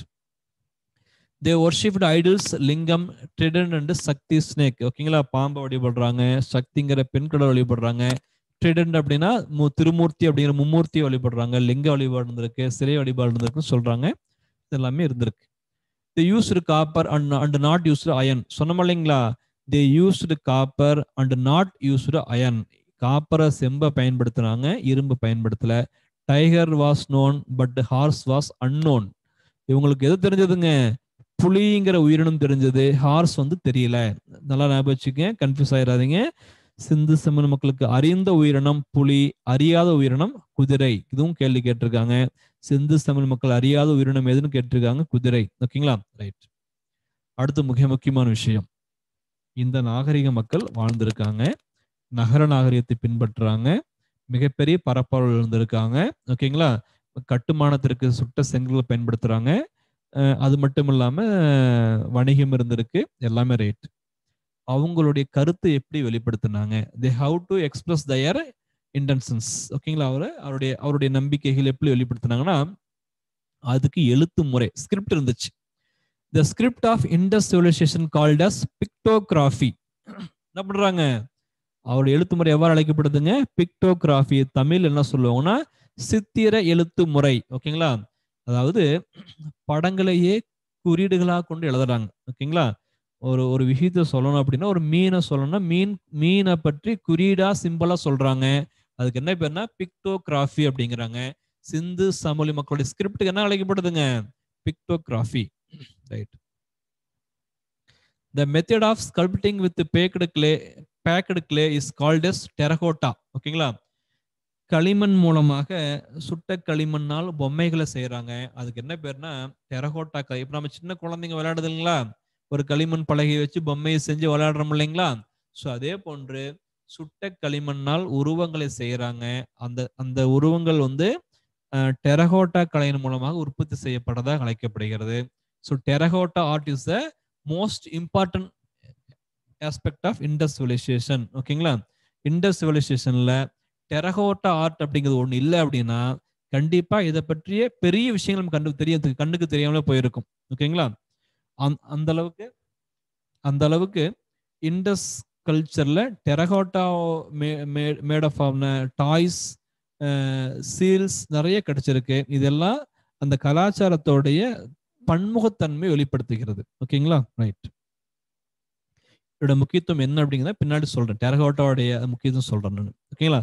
They made various types of toys using terracotta which show that they enjoying playing. ஓகேங்களா. ஸோ டெரகோட்டா கலையின் மூலமாக ஏகப்பட்ட பொம்மைகளை செஞ்சிருக்காங்க. இந்த பொம்மைகள் அப்படிங்கிறது அவருடைய விளையாட்டின் மீது இருந்த ஆர்வத்தையும் விளையாட்டிற்கு கொடுத்த முக்கியத்துவத்தையும் கொண்டது. ஓகே. நம்ம இன்னைக்கெல்லாம் என்ன பண்றாங்க, இன்னைக்கெல்லாம் ஸ்கூல்ல எந்த ஸ்கூல்லையுமே வந்து பாத்தீங்கன்னா மெட்ரிக் ஸ்கூல்ல எதுலையுமே வந்து நமக்கு ஸ்போர்ட்ஸ் முக்கியத்துவம் கொடுக்கறதே கிடையாது. பிராட்டன் வந்து என்ன பண்றாங்க, வந்து ஒரு முக்கியத்துவம் இல்லாத ஒரு வாழ்க்கையை வாழ்ந்துகிட்டு இருக்கோம். ஓகேங்களா. ஆனா அந்த காலத்திலேயே அவங்க வந்து அவங்களுடைய என்டர்டைன்மெண்ட், ஓகேங்களா, வாழ்க்கையில என்டர்டைன்மெண்ட் அப்படிங்கிறது ரொம்ப ஒரு வாழ்க்கையோடைய சுவாரஸ்யம் மிக்கக்கூடிய பகுதி. ஓகேங்களா. ஸோ இவங்க வந்து விளையாட்டிற்கு எவ்வளவு முக்கியத்துவம் கொடுத்துருக்காங்க அப்படிங்கிறது இது முக்கியமான ஒரு விஷயமா இருக்கு.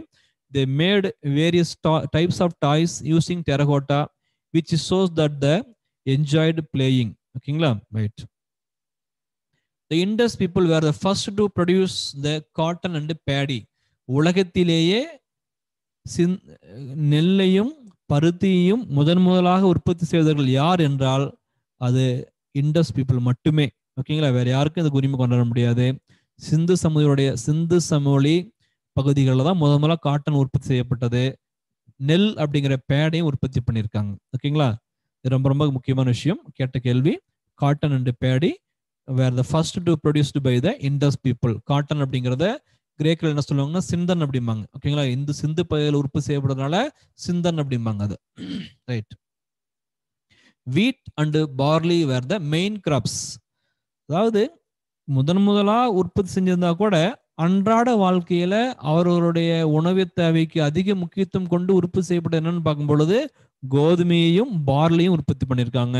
வீட் and barley were the main crops produced by the Indus people. ஓகேங்களா. ஸோ இந்த பகுதிகளில் கவனிங்க, அவங்க வந்து காட்டன் கிளாத்ஸை பயன்படுத்துறாங்க. சதி பழக்கம், the practice of sadi was not followed. They used bricks for construction. They used copper and not used iron. Tiger was known, horse was unknown. The script of these people called as pictography. The toys, the various types of toy using by terracotta which shows that the enjoying playing. ஓகேங்களா. The Indus people were the first to produce the cotton and paddy. Wheat and barley were the main crops. ஓகேங்களா. இதெல்லாம் இதோடைய குவாலிட்டியா சொல்றாங்க. Right. இதுல unicorn புல் அப்படின்னு சொன்னோம் இல்லைங்களா. என்ன சொன்னாங்க, என்ன சொன்னாங்க, they have worshipped the rare unicorn bull அப்படின்னு சொன்னோம் இல்லைங்களா. அந்த யூனிகார்ன் புல் அப்படிங்கிற சிம்பிள் கிடைச்சிருக்கு, அதை காட்டுறேன். இதுதான் ஒற்றை கொம்பு எருது. ஓகேங்களா. நல்லா ஞாபகம் வச்சுக்கோங்க. இது ஒரு டெரகோட்டா சீல். இந்த பொம்மை இருக்கு, இந்த ஒரு இம்ப்ரெஷன் இருக்கு பாத்தீங்களா, களிமண்ணால் செய்யப்பட்ட செவ்வக வடிவ சின்னம், முத்திரை சின்னம் தமிழ்ல சொல்லுவாங்க. திஸ் யூனிகார்ன் புல் அப்படிங்கிறது அந்த டெரகோட்டாவில் செய்யப்பட்ட ஒரு முத்திரை சின்னம். ஓகேங்களா. இது வந்து என்ன சொல்லுவாங்க, terracotta seal made by Indus people. ஓகேங்களா. இந்த முத்திரை சின்னம் முக்கியமானது. இங்க மாதிரி குறியீடு பண்ணி இதெல்லாம் வந்து இதுதான் இண்டஸோட ஸ்கிரிப்ட். இதுதான் பிக்டோகிராஃபி அப்படிம்பாங்க. அவங்களுடைய கருத்துக்களை எழுத்து குறியீடுகள் வந்து இப்படி படங்கள் மூலமாக வெளிப்படுத்துறாங்க. இதுதான் அந்த எழுத்துக்கு தான் வந்து பிக்டோகிராஃபி மெத்தட் அப்படிம்பாங்க. இதுதான் ஒற்றை கொம்பு எருது. ஓகேங்களா. யூனிகார்ன் புல். நீங்க யூனிகார்ன் கேள்விப்பட்டிருப்பீங்க. என்னங்க யூனிகார்ன் அப்படின்னா ஒற்றை கொம்பு குதிரை. கிரீக் மைத்தாலஜில ஒற்றை கொம்பு குதிரைங்கிறது முக்கியம். அதுதான் யூனிகான் அப்படிம்பாங்க. யூனிகான் பைக்கோடைய மாடலே அதை பேஸ் பண்ணி உருவாக்குனாங்க. ஓகேங்களா? அதே போன்று இண்டஸ் பீப்புளுடைய காலகட்டங்கள்ல ஒரு ரேர் அனிமல் வர்ஷிப் பண்றாங்க. அதுக்கு என்ன பேர்னா யூனிகான் புல், ஒற்றை கொம்பு எருது அப்படிங்கிற ஒரு அரிய விலங்கினத்தை வழிபட்டிருக்காங்க அப்படிங்கிறத இந்த டெரகோட்டா முத்திரை சின்னத்தின் மூலமாக தெரிந்து கொள்கிறோம். ஓகேங்களா? இதுதான் யூனிகான் புல், நல்லா பார்த்துக்குங்க. ஓகேங்களா? ரைட். நெக்ஸ்ட், அவங்களுடைய முக்கியமான விஷயம் டவுன் பிளானிங் சொன்னோமா இல்லைங்களா? இண்டஸ் கல்ச்சருடைய இந்த முக்கியமான ஃபீச்சர்னா டவுன் பிளானிங். அதனால தான் அவங்கள வந்து நம்ம அர்பன் சிவிலைசேஷன் சொன்னோம். அந்த டவுன் பிளானிங்கை பற்றி கொஞ்சம் எலாபரேட்டாக பார்க்கலாம். ரைட், ரொம்ப ரொம்ப முக்கியம் இதுதான். ஓகேங்களா? Down planning. ரைட், இதை பார்க்கறதுக்கு முன்னாடி கவனிங்க, ஒரு ஜென்ரலாக சில விஷயங்கள் பேசுவோம். டிஎன்பிஎஸ்சி அப்படிங்கிறது ரொம்ப ரொம்ப வாழ்க்கையில ஒரு மாற்றத்தை தரக்கூடிய, ஒரு புதிய பரிமாணத்தை தரக்கூடிய ஒரு காலகட்டம். நம்ம ஸ்கூல், அதுக்கப்புறம் ஹையர் ஸ்டடீஸில் யூஜி, அதுக்கப்புறம் நிறைய பேர் பிஜி பண்ணுறோம். இதில் நிறைய பேர் ப்ரொஃபஷனல் டிகிரிஸ். ஓகேங்களா?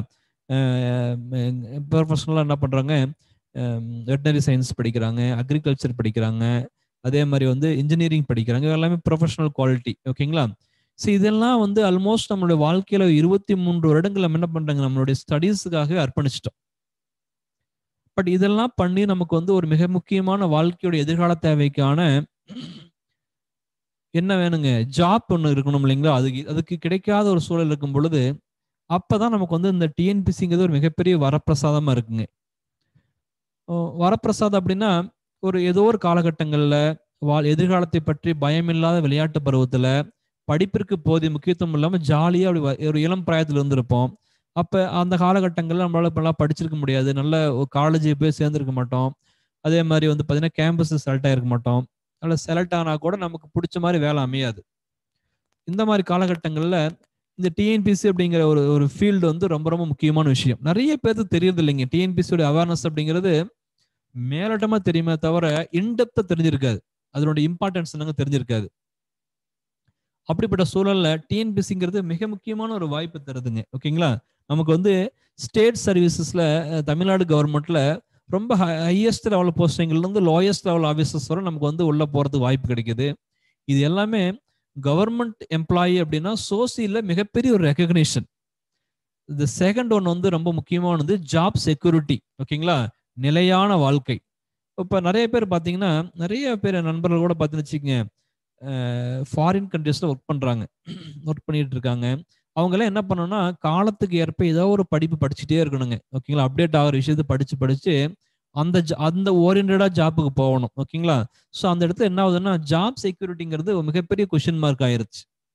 பட் அதெல்லாம் வந்து இந்த டிஎன்பிசி அப்படிங்கிற கவர்மெண்ட் செக்டர்ல அந்த இன்சர்டனிட்டியே கிடையவே கிடையாதுங்க. மனசுக்குள்ள ஒரு மிகப்பெரிய ஒரு ஸ்ட்ராங் பிலீஃப் நமக்கு இருக்கும். ஓகேங்களா? நம்ம வந்து அப் டு 59 இயர்ஸ் வரலாம் வி ஹேவ் த ஒரு பர்மனன்ட் போஸ்டிங் அப்படிங்கிறது உங்களுடைய எதிர்கால திட்டமிடுதலுக்கு முக்கியமான விஷயமா இருக்கும். ஸோ அதனால டிஎன்பிசிங்கிறது இப்போ நீங்க இந்த ஃபீல்டுக்கு வந்திருக்கீங்க அப்படின்னா நல்ல சாய்ஸ். இதுல எந்த விதமான மாற்று கருத்தும் கிடையாது. என்ன விஷயம் அப்படின்னா, இதுல நீங்க வந்து இந்த ஃபீல்டுல நீங்க கன்சிஸ்டன்சி மெயின்டைன் பண்ணணுங்க. ஓகேங்களா? தொடர்ச்சியா இருக்கணும். வரோம் வந்து புதுசா ஒரு ஒரு 10 நாளைக்கு, ஒரு மாசத்துக்கு இந்த கிளாஸஸ் கவனிக்கிறது, அப்புறம் கிளாஸஸ் கவனிக்காம இருக்கிறது, அப்புறம் 6 மாசம் படிக்கிறது, 6 மாசம் படிக்காம விடுறதுலாம் தவறு. கன்சிஸ்டன்சியா படிக்கணுங்க. ஓகேங்களா? அதுதான் ரொம்ப ரொம்ப முக்கியம்.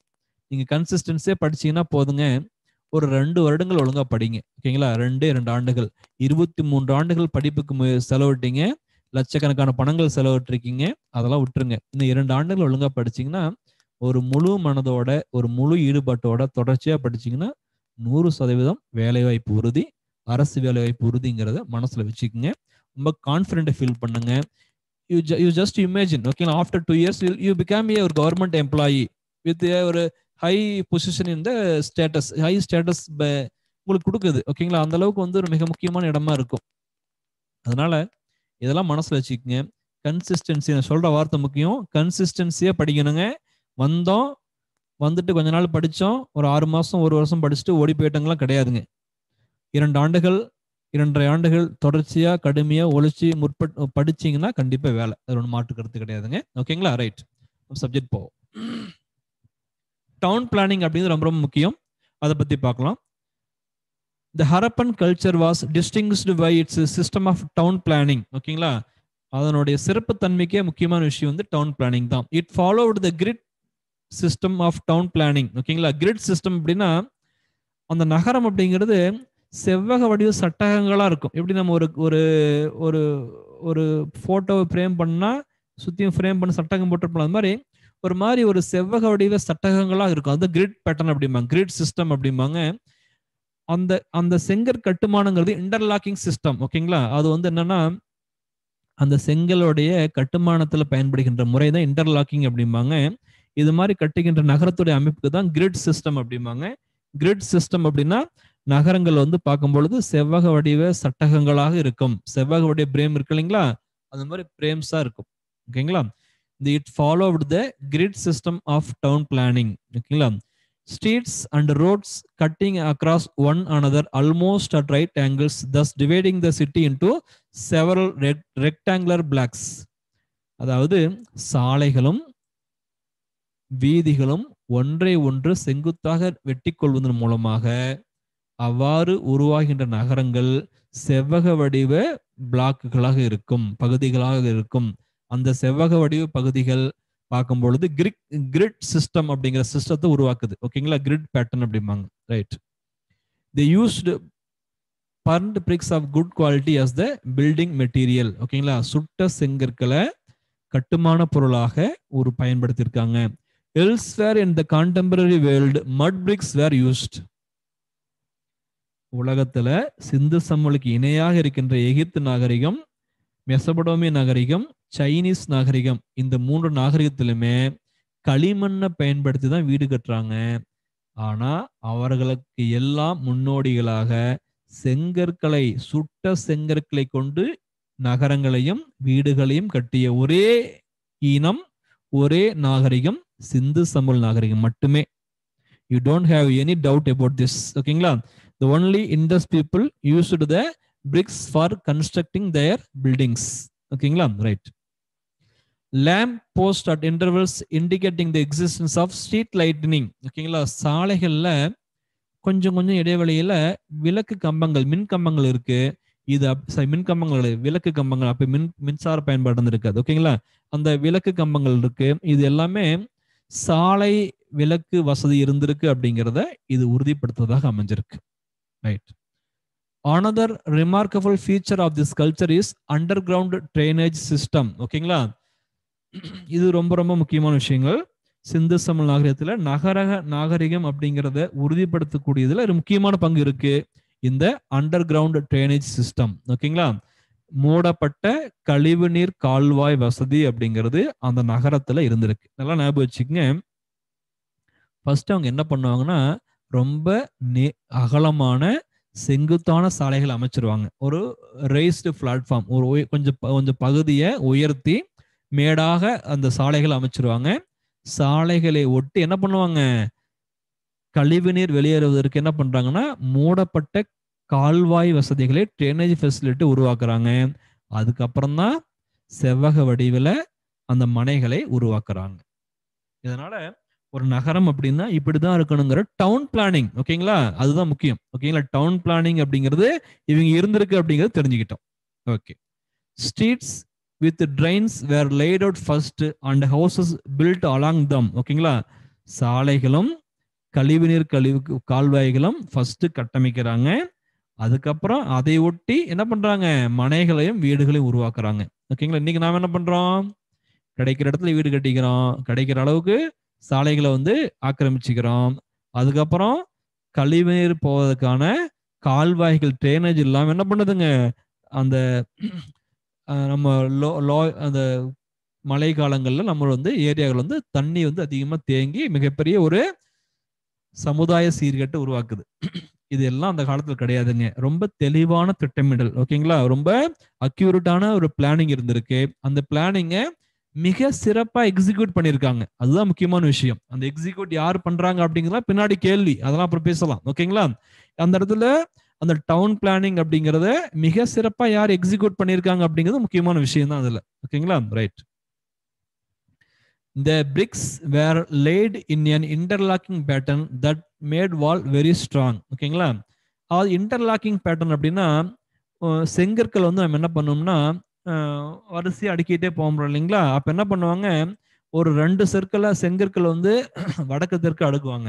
அதுக்கப்புறம் 2 செங்கற்களை கிழக்கு மேற்கு அடுக்குவாங்க. அப்ப என்ன ஆகும்னா அந்த சுவரோடைய தடிமானம் அகலம் அப்படிங்கிறது அதிகமா இருக்கும். நார்மலா இருக்கிறத விட 1 மடங்கு அதிகமா இருக்கும். நீங்க அந்த அந்த டவுன் பிளானிங் அப்படிங்கறதுல முக்கியமான விஷயம் இதுதான். The bricks were laid in an interlocking pattern that made wall very strong. ஓகேங்களா, சுவர்களுடைய வலிமைக்கு அதுதான் காரணம். சார் என்ன சார் 5000 ஆண்டுகளுக்கு முன்னாடி அந்த நகரம் மண்குள்ள இன்னும் இருந்திருக்குமா அப்படிங்கிற கேள்வி வருதுல்ல மனசுக்கு. அந்த கேள்விக்கு பதில் இதுதான். அதுக்கு காரணம் அந்த சுவர்களுடைய கட்டுமானத்தில் இருக்கிற வலிமை. ஓகேங்களா, ஏன் ஒரு வலிமை கிடைக்குதுன்னா they used the interlocking pattern. என்ன இன்டர்லாக்கிங் பேட்டர்னா 2 செங்கற்களை வடக்கு தெற்கா வைக்கிறாங்க, அதுக்கப்புறம் 2 செங்கற்களை கிழமேற்க வைக்கிறாங்க. அதனால ஆட்டோமேட்டிக்கா அந்த சுவர்களுடைய பிரத் அகலங்கிறது அதிகரிக்குது. இதன் மூலமாக அங்க ஒரு வலிமையான சுவர் உருவாக்கப்பட்டுச்சு. ரைட், நம்ம ஏற்கனவே சொன்னோம் drainage facility, அதை பத்தி மறுபடியும் பார்க்கலாம். As the drains were closed, inspection holes were provided at the intervals to clean them. இங்க வந்து closed drainage facility இருக்கு. அந்த closed drainage facilityல அங்கங்க சின்ன சின்னதா கேப் கொடுத்துருக்காங்க. அந்த கேப் எதுக்கு பயன்படுத்தப்பட்டதுன்னா, இன்கேஸ் ஏதாவது ஒரு பிளாக்கேஜ் இருந்ததுன்னா அந்த பிளாக்கேஜை அன்பிளாக் பண்றதுக்காக அந்த ஹோல்ஸ் வந்து பயன்படுத்திக்கிட்டாங்க. ஒரு மனிதன் உள்ள இறங்கி சுத்தப்படுத்துறதுக்கு ஏற்ற வகையில அதெல்லாம் இருந்திருக்கு. இதெல்லாம் யோசிச்சு பார்த்துங்க. இன்றைக்கு நவீன காலத்துல நம்மளுடைய சென்னை மெட்ரோபாலிட்டன் சிட்டியில் கூட கிடையாதுங்க. ஓகேங்களா, நம்ம பெயருக்கு என்ன பண்றாங்க, கால்வாய்களை இந்த ட்ரைனேஜ் உருவாக்கி இருக்கமே தவிர அதை முழுமையா நம்ம பயன்படுத்துறதே கிடையாது. எந்த ஒரு ட்ரைனேஜ்லயுமே கழிவுநீர் சென்று வெளியேறதே கிடையாது. அந்த ட்ரைனேஜ்லயே என்ன பண்றாங்க, நம்மளுடைய வேஸ்டேஜ் பிளாஸ்டிக் பாட்டில் லொட்டு எல்லாம் வந்து போட்டு மூடி என்ன பண்றாங்க, அது வந்து கழிவுநீர் தேங்குவதற்காக மட்டுமே பயன்படுத்துறோம். அந்த கழிவுநீர் தேங்கிறதுனாலதான் கொசுக்கள் உருவாகுது. ஓகேங்களா, அதனுடைய சமுதாயத்தில் இருக்கிற சுகாதார சீர்கேடு ஏற்படுது. அதனாலதான் டெங்கு, மலேரியா, சிக்கன் குனியா ஏகப்பட்ட நோய் வருது. என்னங்க அந்த காலத்துல அந்த நோய் இல்லைங்க, இப்ப ஏன் வருதுன்னா அதுக்கு நாம தான் காரணம். ஓகேங்களா, கொசுக்கள் உருவாக்கம், நிறைய சமூக மோசமான சீர்கேடுகளுக்கான இதெல்லாம் முக்கியமான காரணங்களா இருக்கு. ஆனா இது எல்லாம் அப்ப கிடையாதுங்க. இண்டஸ் வேலி சிவிலைசேஷன்ல ரொம்ப தெளிவான வாழ்க்கையை வாழ்ந்திருக்காங்க, ரொம்ப இயல்பான வாழ்க்கையை வாழ்ந்திருக்காங்க. அப்படிங்கிறதுக்கெல்லாம் இதெல்லாம் உதாரணமா இருக்கு. அவங்க வந்து க்ளோஸ்டு ட்ரைனேஜ் பேட்டர்னை ஃபாலோ பண்ணியிருக்காங்க. டவுன் பிளானிங்கிறதுக்கு பிரிக்ஸை பயன்படுத்தி இருக்காங்க. ஓகேங்களா, இதெல்லாம் முக்கியமான விஷயங்கள். Next point, Harappa, Mohenjo-daro and Kalibangan had its own citadel built on high podium of mud bricks. அதாவது ஹரப்பா, மொஹஞ்சதாரோ, காளிபங்கன் அப்படிங்கிற பகுதிகளில் அந்த நகரத்துடைய மைய பகுதிகளில் ஒரு களிமண்ணால் ஓகேங்களா மேடு செய்யப்பட்ட ஒரு உயரமான பகுதி இருக்கு. அந்த உயரமான பகுதிக்கு என்ன சொல்றாங்கன்னா சிட்டாடல் அப்படிங்கிறாங்க. என்ன சொல்றாங்க, அந்த பகுதியை சிட்டாடல். ஓகேங்களா, அந்த the place built on a high body of mud bricks called as citadel. ஓகேங்களா, ஒரு நகரத்துடைய மைய பகுதிகளில் களிமண் மேடால் செய்யப்பட்ட உயரமான பகுதி காணப்படுகிறது. அந்த பகுதி எவ்வாறு அழைக்கிறார்கள், சிட்டாடல் அப்படிங்கிறாங்க. ஓகேங்களா, ஹரப்பா, மொஹஞ்சதாரோ, காளிபங்கன் பகுதியில் காணப்படுகிறது. Below the citadel in each city lays a lower town containing bricks houses which were inhabited by common people. ஓகேங்களா, அந்த உயரமான சிட்டாடல் பகுதி ஒட்டி என்ன பண்றாங்க, கொஞ்சம் லோயர் ஏரியா, தாழ்வான பகுதி காணப்படுகிறது. அந்த தாழ்வான பகுதிகளில் வந்து அங்கேயும் மக்கள், சாதாரண மக்கள், எளிமையான மக்கள் வாழ்றாங்க. ஓகேங்களா, இதுதான் நகரத்தோட அமைப்பு. ஓகேங்களா, நகரம் அப்படிங்கிறது எப்படி இருக்கும்னா உயரமான களிமண் மேலால் செய்யப்பட்ட உயரமான பகுதி, அது சிட்டாடல் அப்படிங்கிறாங்க. அங்க யார் இருப்பாங்கன்னா சமுதாயத்துல சொபஸ்டிகேட்டா லைஃப் வாழ்றாங்க இல்லைங்களா.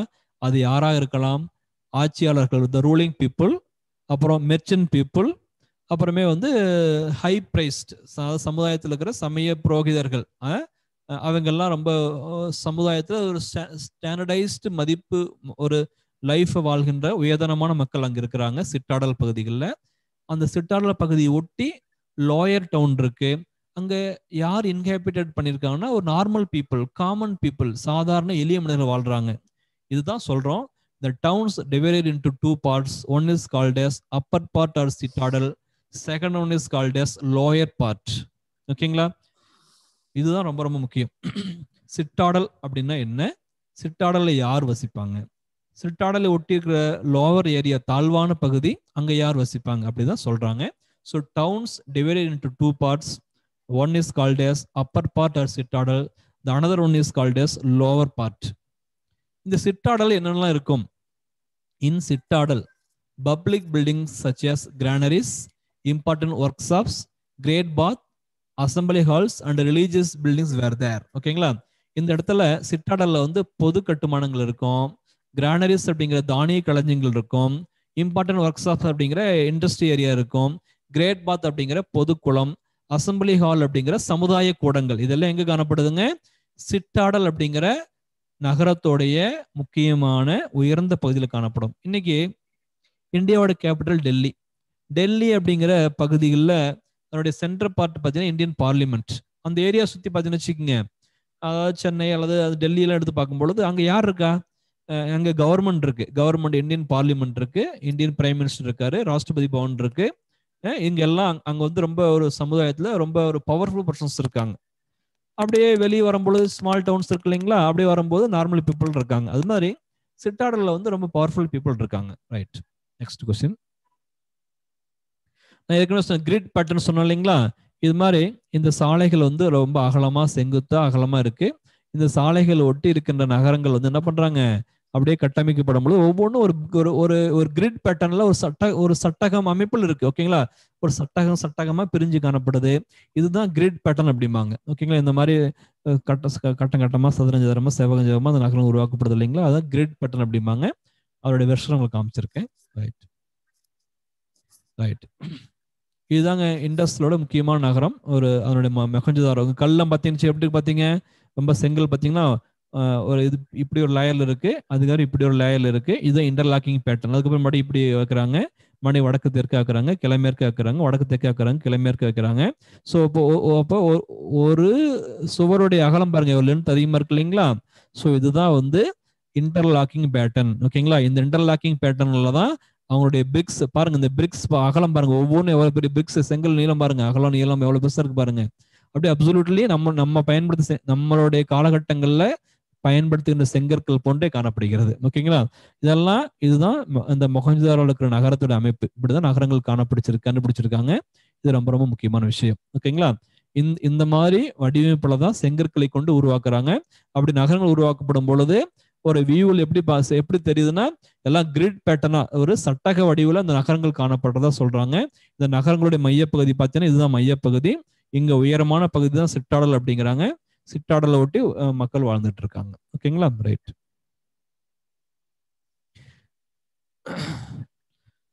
சொன்னோம் இல்லைங்களா, இந்த டவுன் பிளானிங்ல அப்பர் பார்ட் அப்படிங்கிற சிட்டாடல்ல என்ன சொன்னாங்க, கிரேட் பாத் அப்படிங்கிற ஒன்று இருக்குன்னு சொன்னீங்களா, கிரேட் பாத், அதை பத்தி பார்க்க போறோம். ஓகேங்களா? The most important structure found in the citadel was the great bath. தமிழ்ல பெரும் குளம் அல்லது பொது குளம் அப்படிங்கிறாங்க. என்ன சொல்றாங்க? பெரும் குளம் அல்லது பொது குளம் அப்படிங்கிறாங்க. It is probably used for special religious ritual bathing. சமயம் சார்ந்த குளியல் சடங்குகள் நடைபெறும் இடமாக இது இருந்திருக்கு. ஓகேங்களா? The great bath was a large rectangular tank in a courtyard. The bath was lined with the bricks coated with plaster and made watertight using layers of natural bitumen. ஓகேங்களா? There were steps on the north south leading into the tank.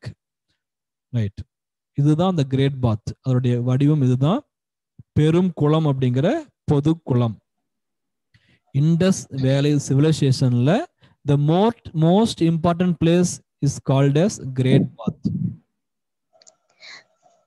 மாணவர்கள் உங்களுடைய video audio ரெண்டையுமே தயவு செய்து mute பண்ணுங்க, அப்பதான் தெளிவா கேட்கும். சம் டிஸ்டர்பன்சஸ் கேட்குது, அதனால சொல்றேன் நான். ஓகேங்களா? தயவு செய்து மியூட் பண்ணுங்க. ரைட். இந்த கிரேட் பாத் அப்படிங்கிறது நகரத்துடைய மையமான சிட்டாடல் பகுதியில் காணப்படும். ஓகேங்களா. சிற்றாடல் அப்படிங்கிற உயர்ந்த மேடான பகுதியில் காணப்படும். ஓகேங்களா. ரைட். இதனுடைய வடக்கு தெற்கு பகுதிகளில் படிக்கட்டுகள் காணப்படுகிறது. இது ஒரு செவ்வக வடிவ ரெக்டாங்குலர் கோர்ட்யார்டு இருக்குங்களா, அதான் இந்த கோர்ட்யார்டுல முற்றத்துல வந்து இந்த இந்த செவ்வக வடிவ குளம் அமைக்கப்பட்டிருக்கு. ஓகேங்களா. இதுல இன்னொரு விஷயம் தெரிஞ்சுக்க, இந்த இந்த குளம் கிரேட் பாத் அப்படிங்கிற பெரும் குளம் அப்படிங்கிறது எதற்கு பயன்படுத்தப்பட்டதுன்னா, it's used for religious bathing. ஓகேங்களா. சமயம் சார்ந்த சடங்குகளின் போது குளியல் இடமாக பயன்படுத்தப்பட்டிருக்கு. என்னங்க இன்றைய காலகட்டங்கள்ல நம்மளுடைய சோசியல் சமுதாயத்துல இன்றைக்கு நம்ம என்ன பண்றோங்க, காசிக்கு போய் கங்கையில குளிக்கிறது ஒரு புனிதமா கருதுறோம். காவிரியில குளிக்கிறது நம்ம ஆடி 18ல நம்ம காவிரி கரையோரமாக வாழ்கின்ற மக்கள் ஆடி 18 ஆடி பெருக்க அந்த புனித நல்லாள்ல ரொம்ப சிறப்பா கொண்டாடி நம்ம என்ன பண்றாங்க, அந்த காவிரியில போய் குளிக்கிறோம். தீபாவளி போன்ற சமயங்கள்ல அதிகாலையில வந்து நம்ம வந்து எண்ணெய் குளியல் செய்யற விஷயத்தையும் ஃபாலோ பண்றோம். முன்னோர்கள் இறந்துட்டாங்கன்னா ராமேஸ்வரம், பவானி போன்ற இடங்கள்ல அந்த ஆறுகள்லையும் அந்த ஆறு கரைகள்லையும் கொடுமுடி, பவானி போன்ற பகுதிகள் மற்றும் ஆற்றங்கரைகள்ல என்ன பண்றாங்க, அங்க போய் தங்களுடைய புனித சடங்குகளை வந்து பண்றோம். ஸோ இன்றைய காலகட்டங்கள்ல புனித நீராடுதல் அப்படிங்கிற சடங்கு முக்கியமா இருந்திருக்கு அப்படின்னா, சிந்து சமவெளி காலகட்டத்திலும் இதே போன்று பின்பற்றிருக்காங்க அப்படிங்கிற முக்கியமான விஷயம். அதற்கு இந்த பெரும் குளம் அப்படிங்கிற கிரேட் பாத் பயன்படுத்தப்பட்டிருக்கு. இந்த பெரும் குளத்துல நீர் கசியாமல் இருப்பதற்காக ஓகேங்களா என்ன பண்றாங்க, சுட்ட செங்கற்கள்ல மெழுகு அல்லது தார் போன்ற பொருட்களை பூசி அந்த பிளாஸ்டர் ஆஃப் பாரிஸ் அப்படிங்கிற ஜிப்சம் அல்லது தார் போன்ற மெழுகு பொருட்களை பூசப்பட்ட சுட்ட செங்கற்களை பயன்படுத்தியிருக்காங்க. மற்ற பகுதிகளில் வெறுமனே சுட்ட செங்கற்களை பயன்படுத்துறாங்க. இங்க ஒரு எக்ஸ்ட்ரா கோட்டிங் இருக்கு, ஜிப்சம் ஆர் பிட்டுமன் அப்படிங்கிற பொருட்களை பயன்படுத்தி, தார் இருக்கு இல்லைங்களா, பிட்டுமனை பயன்படுத்தி பூசினதாக சொல்லியிருக்காங்க. இது மட்டும் இல்லாம இன்னொரு முக்கியமான விஷயம், இந்த குளத்துக்கு பக்கத்திலேயே ஒரு கிணறு இருக்குங்க. அந்த கிணத்துல இருந்து சுத்தமான நீர் உள்ள வருவதற்கு தனி செப்பரேட் ட்ரைனேஜ் இருக்கு. அது மட்டும் இல்லாம இந்த குளத்துல பயன்படுத்தப்பட்ட அசுத்தமான நீர் வெளியேறுவதற்கு செப்பரேட் கால்வாய் வசதி இருக்கு. ஸோ இதெல்லாமே இவங்க ஹைஜீனிக்கா இருந்திருக்காங்க அப்படிங்கிறதுக்கும் பொது சுகாதாரத்துக்கு எவ்வளவு முக்கியத்துவம் கொடுத்துருக்காங்க அப்படிங்கிறதுக்கும் மிகச்சிறந்த உதாரணங்களா இருக்கு. இன்னொரு விஷயம் பார்த்தீங்கன்னா, இந்த பொது குளத்திற்கு அருகிலேயே ஆண்கள் பெண்கள் தனித்தனியே உடை மாற்றுவதற்கு ஏற்ற வகையில அறை வசதிகள் செய்யப்பட்டதாகவும் இருந்திருக்கு. ஓகேங்களா. ஸோ இவங்களாம் பார்த்துங்க எந்த அளவுக்கு வந்து ஒரு சமுதாய தனிமனித அந்தஸ்திற்கும் அவர்களுடைய வாழ்க்கை முறைக்கும் எவ்வளவு முக்கியத்துவம் கொடுத்துருக்காங்கன்னு பார்த்துக்குங்க. ஓகேங்களா.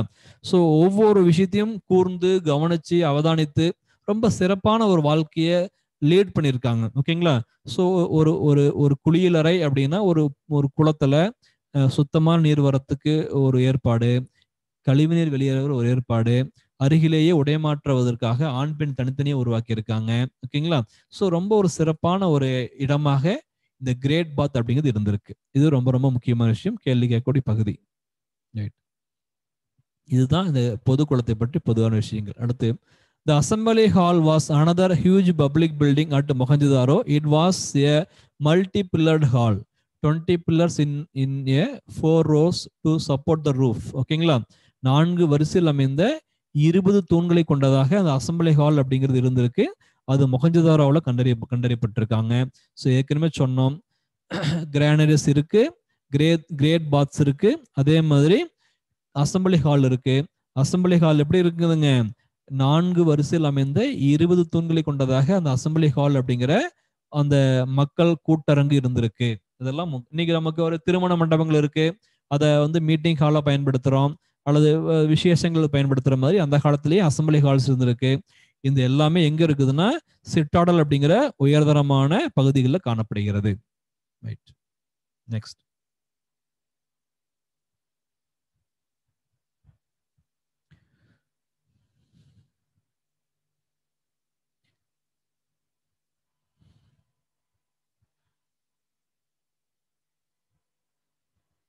இந்த பகுதிகளில் கிரானரிஸ் ஆல்சோ இருக்கு. கிரானரிஸ் அப்படிங்கிறது என்ன சொன்னுங்க, தானிய களஞ்சியங்கள். ஏன் கிரானரிஸ் தேவைப்படுது? நம்ம ஏற்கனவே சொல்லியிருக்கோம், cotton and paddy was the first produced by the Indus people. The same time wheat and barley is the main crops for their livelihood. ஓகேங்களா? அவங்களுடைய வாழ்க்கையில கோதுமையும் பார்லியும் அன்றாட உணவுப் பொருள் முக்கியத்துவம் வாய்ந்ததா இருக்கு. அதே மாதிரி அந்த உணவுப் பொருளுடைய விளைச்சல் வந்து ரொம்ப சர்ப்ளஸா இருக்கு, அபரிமிதமா இருக்கு, அவங்களோட தேவைக்கு தாண்டியும் இருந்திருக்கு அப்படிங்கிறது ஒரு கருத்து. மற்றும் ஃபியூச்சரிஸ்டிக் நீட்ஸுக்கு தேவைப்படுகின்றதுனால எதிர்கால தேவைகளுக்கு பாதுகாத்து சேமிக்கக்கூடிய பழக்கம் இருந்திருக்கு அப்படிங்கிறதை உணர்த்தக்கூடிய வகையில இந்த தானிய களஞ்சியங்கள் கண்டுபிடிச்சிருக்காங்க. இதுதான் இந்த கிரானரிஸ். ஓகேங்களா? இந்த கிரானரிஸ் அப்படிங்கிற அமைப்பை நான் காமிச்சிருக்கேன். இதனுடைய மண்மூடிய பகுதிகள் வந்து கிடைச்சிருக்கு. தானிய களஞ்சியங்கள், கிரேட் பாத், அசம்பிளி ஹால், மூன்றுமே ரொம்ப ரொம்ப முக்கியமான விஷயம். மூன்றுமே மொஹஞ்சதாரோவில் காணப்படுகிறது. ஓகேங்களா? ரைட். ஹரப்பாவிலையும் காணப்படுது. ஓகேங்களா? ரைட். Domestic architecture. ஓகேங்களா? நம்ம முன்ன வந்து பொதுவாக டவுன் பிளானிங் பற்றி பார்த்தோம். அதுக்கப்புறம் டொமஸ்டிக்னா மக்களுடைய வாழ்க்கையில் அந்த கட்டிடம் எப்படின்னு பார்க்கும். Generally houses were either 1 or 2 stories high with rooms built around the courtyard. ஓகேங்களா? முற்றத்தின் மீது வீடுகள் கட்டுறாங்க. இந்த வீடுகள் வந்து பார்த்தீங்கன்னா ஓரடுக்கு கொண்டதாகவோ அல்லது 2 அடுக்குகள் கொண்டதாக காணப்படுது. ஓகேங்களா? மாடி வீடுகள் கட்டமைக்கப்பட்டிருக்கின்றன. அதான் முக்கியமான விஷயம். Most houses had a separate bathing room. ஒவ்வொரு வீட்டிற்கும் தனித்தனியாக குளியல் அறை இருந்திருக்கு. அது மட்டும் அல்ல, கழிவறையும் இருந்திருக்கு. There were no windows in the walls on the ground level. தரைதளத்தில் இருக்கிற சுவர்களில் ஜன்னல்கள் கிடையாது. ஓகேங்களா? Each house had a separate well. ஒவ்வொரு வீட்டிற்கும் தனித்தனியாக கிணறுகள் காணப்பட்டன. ஒவ்வொரு வீட்டிற்கும் கழிவறைகளும் குளியலறைகளும் காணப்பட்டிருக்கு. வீடுகள் 2 அடுக்குகள் கொண்டதாக காணப்படுகின்றன. அது மட்டும் இல்லாம தரைத்தளத்தில் இருக்கிற வீடுகள்ல சுவர்கள்ல என்ன கிடையாதுங்க?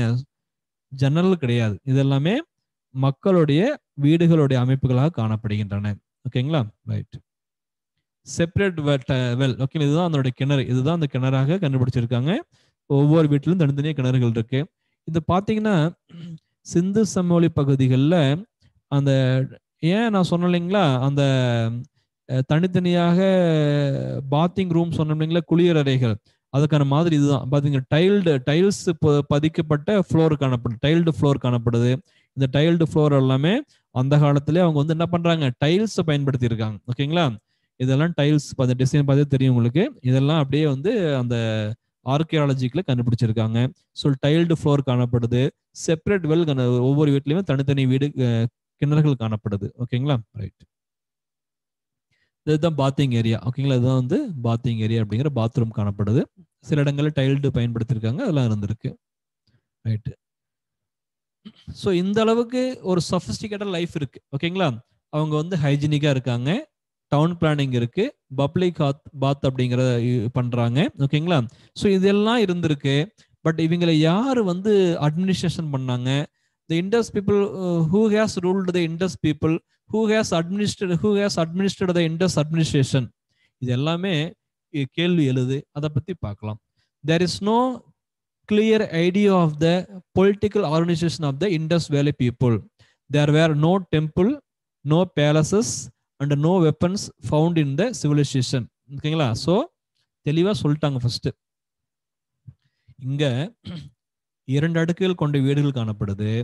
தானிய களஞ்சியங்கள் காணப்படுகிறது. அசம்பிளி ஹால் இருக்கு. கிரேட் பாத்ஸ் இருக்கு.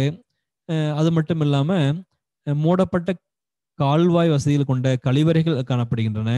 ஆனா எங்கேயுமே என்ன கிடையாதுங்க, ஒரு கோவில்களோ அரண்மனைகளோ ஆயுதங்களோ எங்கேயுமே கண்டறியப்படல. ஸோ அப்ப இங்க யாரு ஆட்சி பண்ணாங்க? There is no clear idea of the political organization. அந்த எந்த மாதிரி அரசாங்கங்கள் செயல்பட்டன, எந்த மன்னன் இருந்தானா, அவர் மொனார்கி கவர்மெண்ட், முடியாட்சி கவர்மெண்ட் இருந்துச்சா, அல்ல மக்களாட்சி அரசாங்கங்கள் இருந்துச்சா, எதற்குமே கிளியரான ஐடியா கிடையவே கிடையாது. என்ன மாதிரி இன்டர்பிரேஷன் கொடுக்குறாங்கன்னு பார்க்கும்போது ஃபர்ஸ்ட் சொல்லிடுறேன். சர்டன் இன்டர்பிரேஷன் பார்க்கும் பொழுது இங்க ட்ரேடு வந்து சிறப்பாக இருந்ததுனால ரொம்ப ஒரு ஹை பொசிஷன்ல இருக்கிற ட்ரேட் யூனியன்ஸ் வந்து ரூல் பண்ணியிருக்கலாம். ஒரு வணிகர்களுடைய தலைமையின் கீழ் இந்த நிர்வாகங்கள் இருந்திருக்கலாம். ஒரு பாயிண்ட் சொல்றாங்க. ஒரு பாயிண்ட். 2வது பாயிண்ட், சமுதாயத்துல உயர்ந்த அந்தஸ்தில் இருக்கிற மதகுரு, ஒரு பூசாரிங்கிற மதகுருவின் மூலமாக அரசாங்கங்கள் நடைபெற்றிருக்கலாம். 2வது பாயிண்ட். 3வது பாயிண்ட், ஒரு சென்ட்ரலைஸ்டு அத்தாரிட்டி. ஓகேங்களா, அந்த அத்தாரிட்டி தான் இந்த ஏரியாவை கண்ட்ரோல் பண்ணிக்கலாங்கிற ஒரு பாயிண்ட். 3வது சிவிக் அத்தாரிட்டி இருந்திருக்கும், அப்படி ஒரு குடிமையில் அதிகார அமைப்பு இருந்திருக்குன்னு சொல்றாங்க. Local body government, centralised authority, trade பொசிஷன்ல இருக்கிறவங்க, அதே மாதிரி வந்து இந்த பிரைஸ் டிக்கிங் அப்படிங்கிற இவங்கெல்லாம் ஆட்சி செஞ்சுக்கலாம்னு கருத்து சொல்றாங்களே தவிர, ரொம்ப ஆத்தென்டிகேட்டடா who has ruled this civilisation அப்படிங்கிறத யாராலையும் சொல்ல முடியல. ஓகேங்களா, அதற்கு காரணம் இங்க எந்த விதமான கோயில்களும் கிடையாது, எந்த விதமான மாளிகைகளும் கிடையாது, எந்த விதமான ஆயுதங்களும் கிடையாது. என்னங்க ஒரு ஆயுதங்களே இல்லாம ஒரு நாடா, ஆயுதங்களே இல்லாம ஒரு சிவிலைசேஷனா? கேட்கவே ஒரு மிகப்பெரிய ஒரு ஆச்சரியமா விஷயமா தான் இருக்கும். இன்னைக்கு உலக நாடுகள் எந்த அளவுக்கு ஆயுதங்களுக்கு முக்கியத்துவம் கொடுக்குறாங்க அப்படிங்கிறது நமக்கு தெரியும். அணு ஆயுதங்களுடைய அபாயகரமான சூழல், அதே மாதிரி வந்து பயோவார் அப்படிங்கிற இந்த இப்போ கொரோனா மாதிரி சொல்லக்கூடிய விஷயங்கள்லாம் பார்த்தீங்கன்னா உலகத்தோடைய ஸ்திரத்தன்மைக்கு மிகப்பெரிய வினாவா இருக்கு. இந்த மாதிரி காலகட்டத்தில் நாம வாழ்ந்துட்டு இருக்கோம். ஆனா அந்த காலகட்டங்களில் பார்த்தீங்கன்னா வெப்பன்ஸே கிடைக்கல. ஓகேங்களா, ஸோ அதனால என்ன சொல்றாங்கன்னா, a civic authority perhaps controlled the planning of towns. ஒரு உரிமையியல் அமைப்பு அப்படிங்கிற ஒரு குடிமையியல் அமைப்பின் மூலமாக அல்லது லோக்கல் பாடி கவர்மெண்ட் மூலமாக டவுன் பிளானிங் அப்படிங்கிறத கண்ட்ரோல் பண்ணிக்கலாங்க ஒரு point. Next point, historians believes that there exists a central authority that controlled the planning of towns and overseas trade and maintenance of drainage and peace in the city. நகரத்தோட அமைதி, கட்டுமானம், வணிகம் இவற்றையெல்லாம் நிர்வகிக்கக்கூடிய அளவுக்கு ஒரு மையப்படுத்தப்பட்ட நிர்வாக அமைப்பு இருந்திருக்கும், சென்ட்ரல் அத்தாரிட்டி இருந்திருக்குங்கிறது ஹிஸ்டாரியன்ஸ் பிலீவ்ஸ் தான், அவங்களுடைய நம்பிக்கை தான். ஓகேங்களா, அதுக்கப்புறம் இன்னொன்னு சொல்றோம். A male image made of steatite from Mohenjo-daro has been identified as Christ King. Mohenjo-daro அப்படிங்கிற இடத்துல சுண்ணாம்பு கல்லால் செய்யப்பட்ட ஒரு ஆணுடைய உருவம் கிடைக்குது. அவர் என்னன்னு சொல்றாங்கன்னா த பிரைஸ்ட் கிங் அப்படிங்கிறாங்க. தமிழ்ல சொல்லணும்னா பூசாரி அரசன் அப்படிம்பாங்க. இவரு ஒருவேளை ஆட்சி செஞ்சிருக்கான்னு சொல்றாங்க. ஸோ இதுதான் இந்த பாலிட்டி, இண்டஸோடைய பாலிட்டி பத்திய ஹிஸ்டாரியன்ஸோடைய பிலீவ்ஸ். ஓகேங்களா, ரைட். நெக்ஸ்ட் பாயிண்ட், நான் சொன்னீங்களா த பிரைஸ்ட் கிங், அவருடைய உருவம் இப்படிதான் இருக்கு. இவரு தான் அந்த பிரைஸ்ட் கிங். ஒன்றும் இல்லைங்க, மொஹஞ்சதாரோ அப்படிங்கிற இடத்துல ஒரு பொம்மை கிடைக்குதுங்க. அந்த பொம்மை வந்து சுண்ணாம்பு கல்லால் செஞ்சிருக்காங்க. அந்த உருவம் இதுதான். அந்த உருவத்தை பார்க்கும் பொழுது அவர் பார்க்கும் பொழுது ஒரு புரோகிதர், ஒரு ராஜகுரு அப்படிங்கிற அளவுக்கு ஒரு இருக்காரு. தமிழ்ல ஒரு சொன்னோம்னா பூசாரி அப்படிங்கிற அந்தஸ்து. ஓகேங்களா, இவருடைய உருவத்தை பார்க்கும் பொழுது பாருங்க, அவர் தலையில மத சின்னத்தை குறிக்கக்கூடிய ஒரு நெத்தி பட்டை அணிஞ்சிருக்காரு, ஒரு பதக்கம் அணிஞ்சிருக்காரு. அவருடைய தாடி முடிகள் பார்த்தீங்கன்னு வச்சுக்கோங்க, ரொம்ப ஒரு சின்ன ஒரு பிசிறு தட்டாம ஒரு தெளிவான முறையில அவருடைய சிகை அலங்காரம் இருக்கு. அதுக்கெல்லாம் மேற்பட்ட வகையில அவர் அணிந்திருக்கிற மேலாடையான சால்வியுடைய ஃப்ளோரல் டிசைன்ஸ், ஓகேங்களா, ரொம்ப ஒரு ஹைஃபையான ஒரு லுக்கு கொடுக்குது இவருக்கு. ஓகேங்களா, தலையில ஒரு ஸ்கார்ப்பு போட்டிருக்காரு, குல்லா போட்டிருக்காரு. ஓகேங்களா, பின்னோட உருவத்தை காட்டும் பொழுது ஸோ இவர் பார்க்கும் பொழுது சமுதாயத்துல ரொம்ப ஒரு ஹைஃபையான இடமா இருக்காருப்பா, பார்க்க கொஞ்சம் ஒரு மதகுரு மாதிரி ஒரு பூசாரி மாதிரி இருக்காரு இவர். அந்த அமைப்பு, உருவம், முக அமைப்புலாம் பார்க்கும் பொழுது இந்த பூசாரி அப்படிங்கிறது வந்து சமுதாயத்தில் ரொம்ப ஒரு ஹை பொசிஷன் இருந்திருக்கணும். ஒருவேளை இவர் தான் அரசனோ அப்படிங்கிற கேள்வி வந்து ஆர்கியாலஜிஸ்ட் மத்தியில் ஏற்படுது. அதனால இவர் என்ன சொல்றாங்கன்னா இவரை எவ்வாறு அடையாளப்படுத்துறாங்கன்னா த பிரைஸ்ட் கிங், த பூசாரி அரசன் என்று அடையாளப்படுத்துறாங்க. சமுதாயத்துல யார் ஆட்சி செய்தார்கள் அப்படிங்கிறதுக்கான தெளிவான விடை கிடைக்கல. விடை கிடைக்காத சூழல்ல ஆய்வாளர்களுடைய கருத்தாக்கம் எப்படி இருக்குன்னு சொல்றாங்க. பார்க்கும் பொழுது ஒரு உருவம் கிடைக்குது. அந்த உருவத்தின் தன்மையின் அடிப்படையில அவரை பூசாரியாக இருக்கலாம் என்று கருதுறாங்க. இந்த பூசாரியோடைய உருவங்கள் சிறப்பா இருக்கிறதுனால ஒருவேளை இவர் தான் ஆட்சி செய்திருக்கலாமோ என்கிற கன்க்ளூஷனுக்கு வராங்க. அதனால இவர் எவ்வாறு அழைக்கப்படுறாருன்னா பிரைஸ்ட் கிங் என்று அழைக்கப்படுறாரு. ரைட்.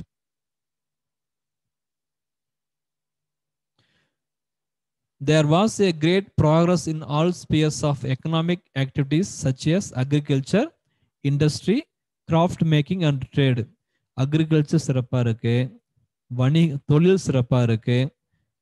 ஆர்ட் அண்ட் கிராஃப்ட்ஸ், ஓகேங்களா, கலை சார்ந்த விஷயங்களை உருவாக்கவும் சிறப்பா இருக்கு. வணிகம் சிறப்பா இருக்கு. The use of horse is not yet firmly established. ஏற்கனவே சொன்னேன், the Indus people don't have the knowledge of horse. ஓகேங்களா, குதிரையை பற்றிய அறிவு அவர்களுக்கு கிடையாது.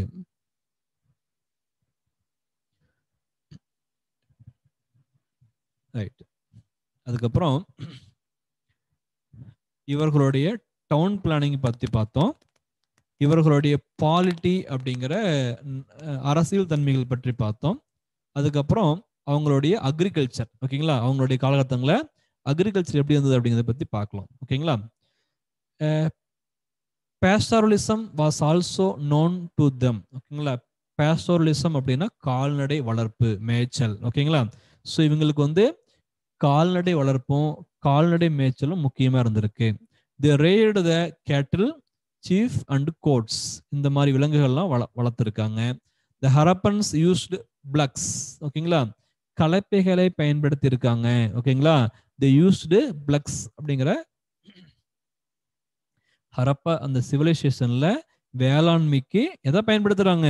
கலப்பையை பயன்படுத்தி இருக்காங்க. ஸோ கலப்பையுடைய பயன்பாட்டின் மூலமாக தான் அந்த காலகட்டங்கள்ல வேளாண்மை நடைபெற்று இருக்கு. அதே சமயத்துல இரிகேஷன் என்ன பயன்படுத்துறாங்கன்னா, they used both canal and well irrigation. கால்வாய் பாசனங்களும் கிணற்று பாசனமும் பயன்படுத்தப்பட்டுச்சு. wheat and barley were the main crops. Besides that, sesame, mustard and cotton were grown. ஓகேங்களா. கோதுமையும் பார்லியும் முக்கியமான உணவு பயிர்களாக இருந்த போதிலும் அது கூட என்ன செய்யறாங்க? சீசேம், மஸ்டர்ட், காட்டன் ஆகியவும் உற்பத்தி செஞ்சிருக்காங்க. The Indus people were the first to produce cotton and rice. இந்த பாயிண்ட் ஏற்கனவே சொல்லியிருக்கேன். ஓகேங்களா. சிந்து சமவெளி மக்களால் முதல் உற்பத்தி செய்யப்பட்ட பொருட்கள் பருத்தி மற்றும் அரிசி அல்லது பேடி. ஓகேங்களா. Cotton was probably grown at Mehrgarh from about 7000 years ago. ஓகேங்களா. 7000 ஆண்டுகளுக்கு முற்பட்ட காலத்திலேயே மெஹர்கர் அப்படிங்கிற இடத்துல பருத்தியை உற்பத்தி செய்ததற்கான எவிடன்சஸ் கிடைச்சிருக்கு. ஓகேங்களா.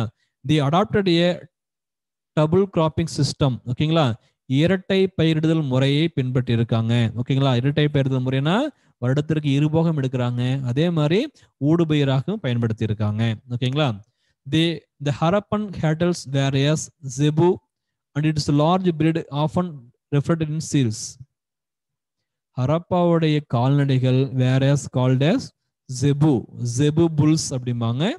இது வந்து பாத்தீங்கன்னா இந்த உருவங்கள் வந்து it is a large breed often reflected in seals. ஓகேங்களா.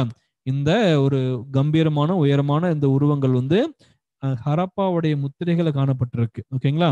இதுதான் ஹரப்பன் புல்ஸ். இது எவ்வாறு அழைக்கிறாங்கன்னா ஜெபு அப்படிங்கிறாங்க. The Harappans used a plugged field have been found at Kalibangan. ஹரப்பாவில் அந்த ஹரப்பன் நாகரிகத்துல பிளக்டு ஃபீல்டு அப்படிங்கிற உழவு செய்யப்பட்ட வயல்கள் இருந்தது அப்படிங்கிறத காளிபங்கல கிடைச்சிருக்கு. The traces of canals have been found at ஷார்ட்ஹை in Afghanistan. கால்வாய்கள் இருந்ததற்கான சான்று ஆப்கானிஸ்தான்ல கிடைச்சிருக்கு. இதுதான் அக்ரிகல்ச்சர். நல்லா ஞாபகம் வச்சுக்கங்க. கால்நடை மேய்ச்சல் இருக்கு, கலப்பைகளை பயன்படுத்துறாங்க, கால்வாய்கள் மற்றும் கிணற்று பாசனங்களை பயன்படுத்துறாங்க, கோதுமையும் பார்லியோட மேலும் சில பொருட்கள் உற்பத்தி பண்றாங்க. இங்க டபுள் கிராப்பிங் பேட்டர்ன் இருந்திருக்கு. ஹரப்பாவுடைய கால்நடைகள் வந்து ஜெபு அப்படிங்கிறாங்க. உழவு செய்யப்பட்ட நிலங்கள் கண்டுபிடிச்சிருக்காங்க, கால்வாய்களுக்காக கண்டுபிடிச்சிருக்காங்க. இதுதாங்க அந்த ஜெபு புல். ஓகேங்களா. இந்த ஜெபு புல் அப்படிங்கிறத நம்ம வந்து ரொம்ப ஒரு மெஜஸ்டிக் அண்டு கம்பீரமான தோற்றம். ஓகேங்களா. இதுதான் இந்த 2 கொம்புகள் கொண்டதாக பெரிய திமிழ் கொண்டதாக காணப்படுது. இந்த காளை தான் என்னன்னு சொல்றாங்க சிந்து சமவெளி மக்கள் ஜெபு அப்படிங்கிறாங்க. இதை பார்க்கறதுக்கு நம்மளுடைய காங்கேயம் என காளைகளை போன்ற ரொம்ப ஒரு கம்பீரமான ஒரு மெஜஸ்டிக்கான ரொம்ப ஒரு வலிமையான தோற்றம் கொண்டதாக, அதனுடைய கால்களுடைய சதை திரட்சிகள் இருக்கிற வலிமை, அதோட திமிழ் இருக்கிற அழகு, கம்பீரம், எல்லாமே வந்து தமிழ் இனத்திற்கும் சிந்து இனத்திற்கும் சிந்து சமவெளி நகரத்திற்கும் உள்ள தொடர்பை குறிப்பிடக்கூடிய வகையில் இருந்திருக்கு. இதுதான் வந்து அந்த ஜெபு புல் அப்படிங்கிற உருவம். இதுவும் வந்து டெரகோட்டா கலையின் மூலமாக செய்யப்பட்ட ஒரு செவ்வக வடிவ முத்திரை சின்னம். ஓகேங்களா. Terracotta seal. ஓகேங்களா. செவ்வக வடிவ டெரகோட்டா சீல். ஓகேங்களா. ஏற்கனவே ஒற்றை கொம்பு எருத பார்த்தோம். இங்க வந்து ஜெபு அப்படிங்கிற காளை இனத்தையும் பார்த்திருக்கோம். இதுதாங்க பிளக்டு ஃபீல்டு, ஓகேங்களா, உழவு செய்யப்பட்ட வயல்களுடைய அந்த மாதிரி இடம். இதுதான் காளிபங்கல்ல காணப்படுது. உழவு செய்யப்பட்ட வயல்வெளிகள் இருக்கு. இந்த உழவு எதன் மூலமா நடைபெற்றதுன்னா கலப்பைகள் மூலமாக பிளக்கிங் நடைபெற்று இருக்கு. ஓகேங்களா, ரைட்.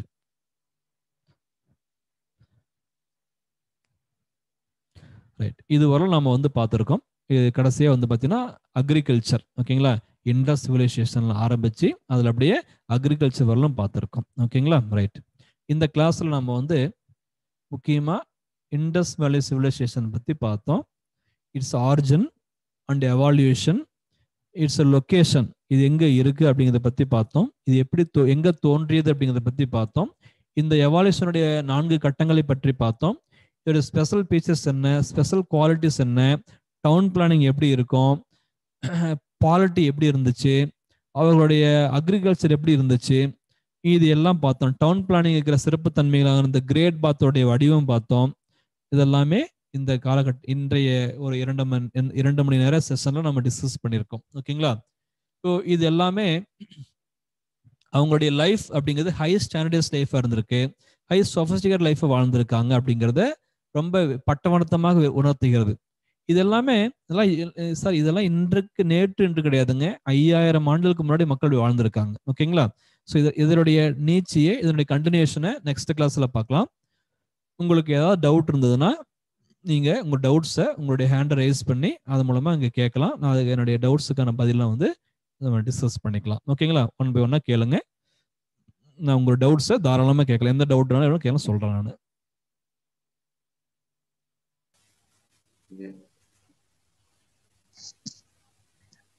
ஹலோ, சொல்லுங்க. யார் பேசுறீங்க? உங்க பேரு ஊரை சொல்லிட்டு சொல்லுங்க. சார் மோகன சங்கர், ஈரோடுங்க சார். யாருங்க? மோகன சங்கர், ஈரோடு. மோகன சங்கர், ஒரே நிமிஷங்க, ஒரே நிமிஷம் வெயிட் பண்ணுங்க. மோகன சங்கர்,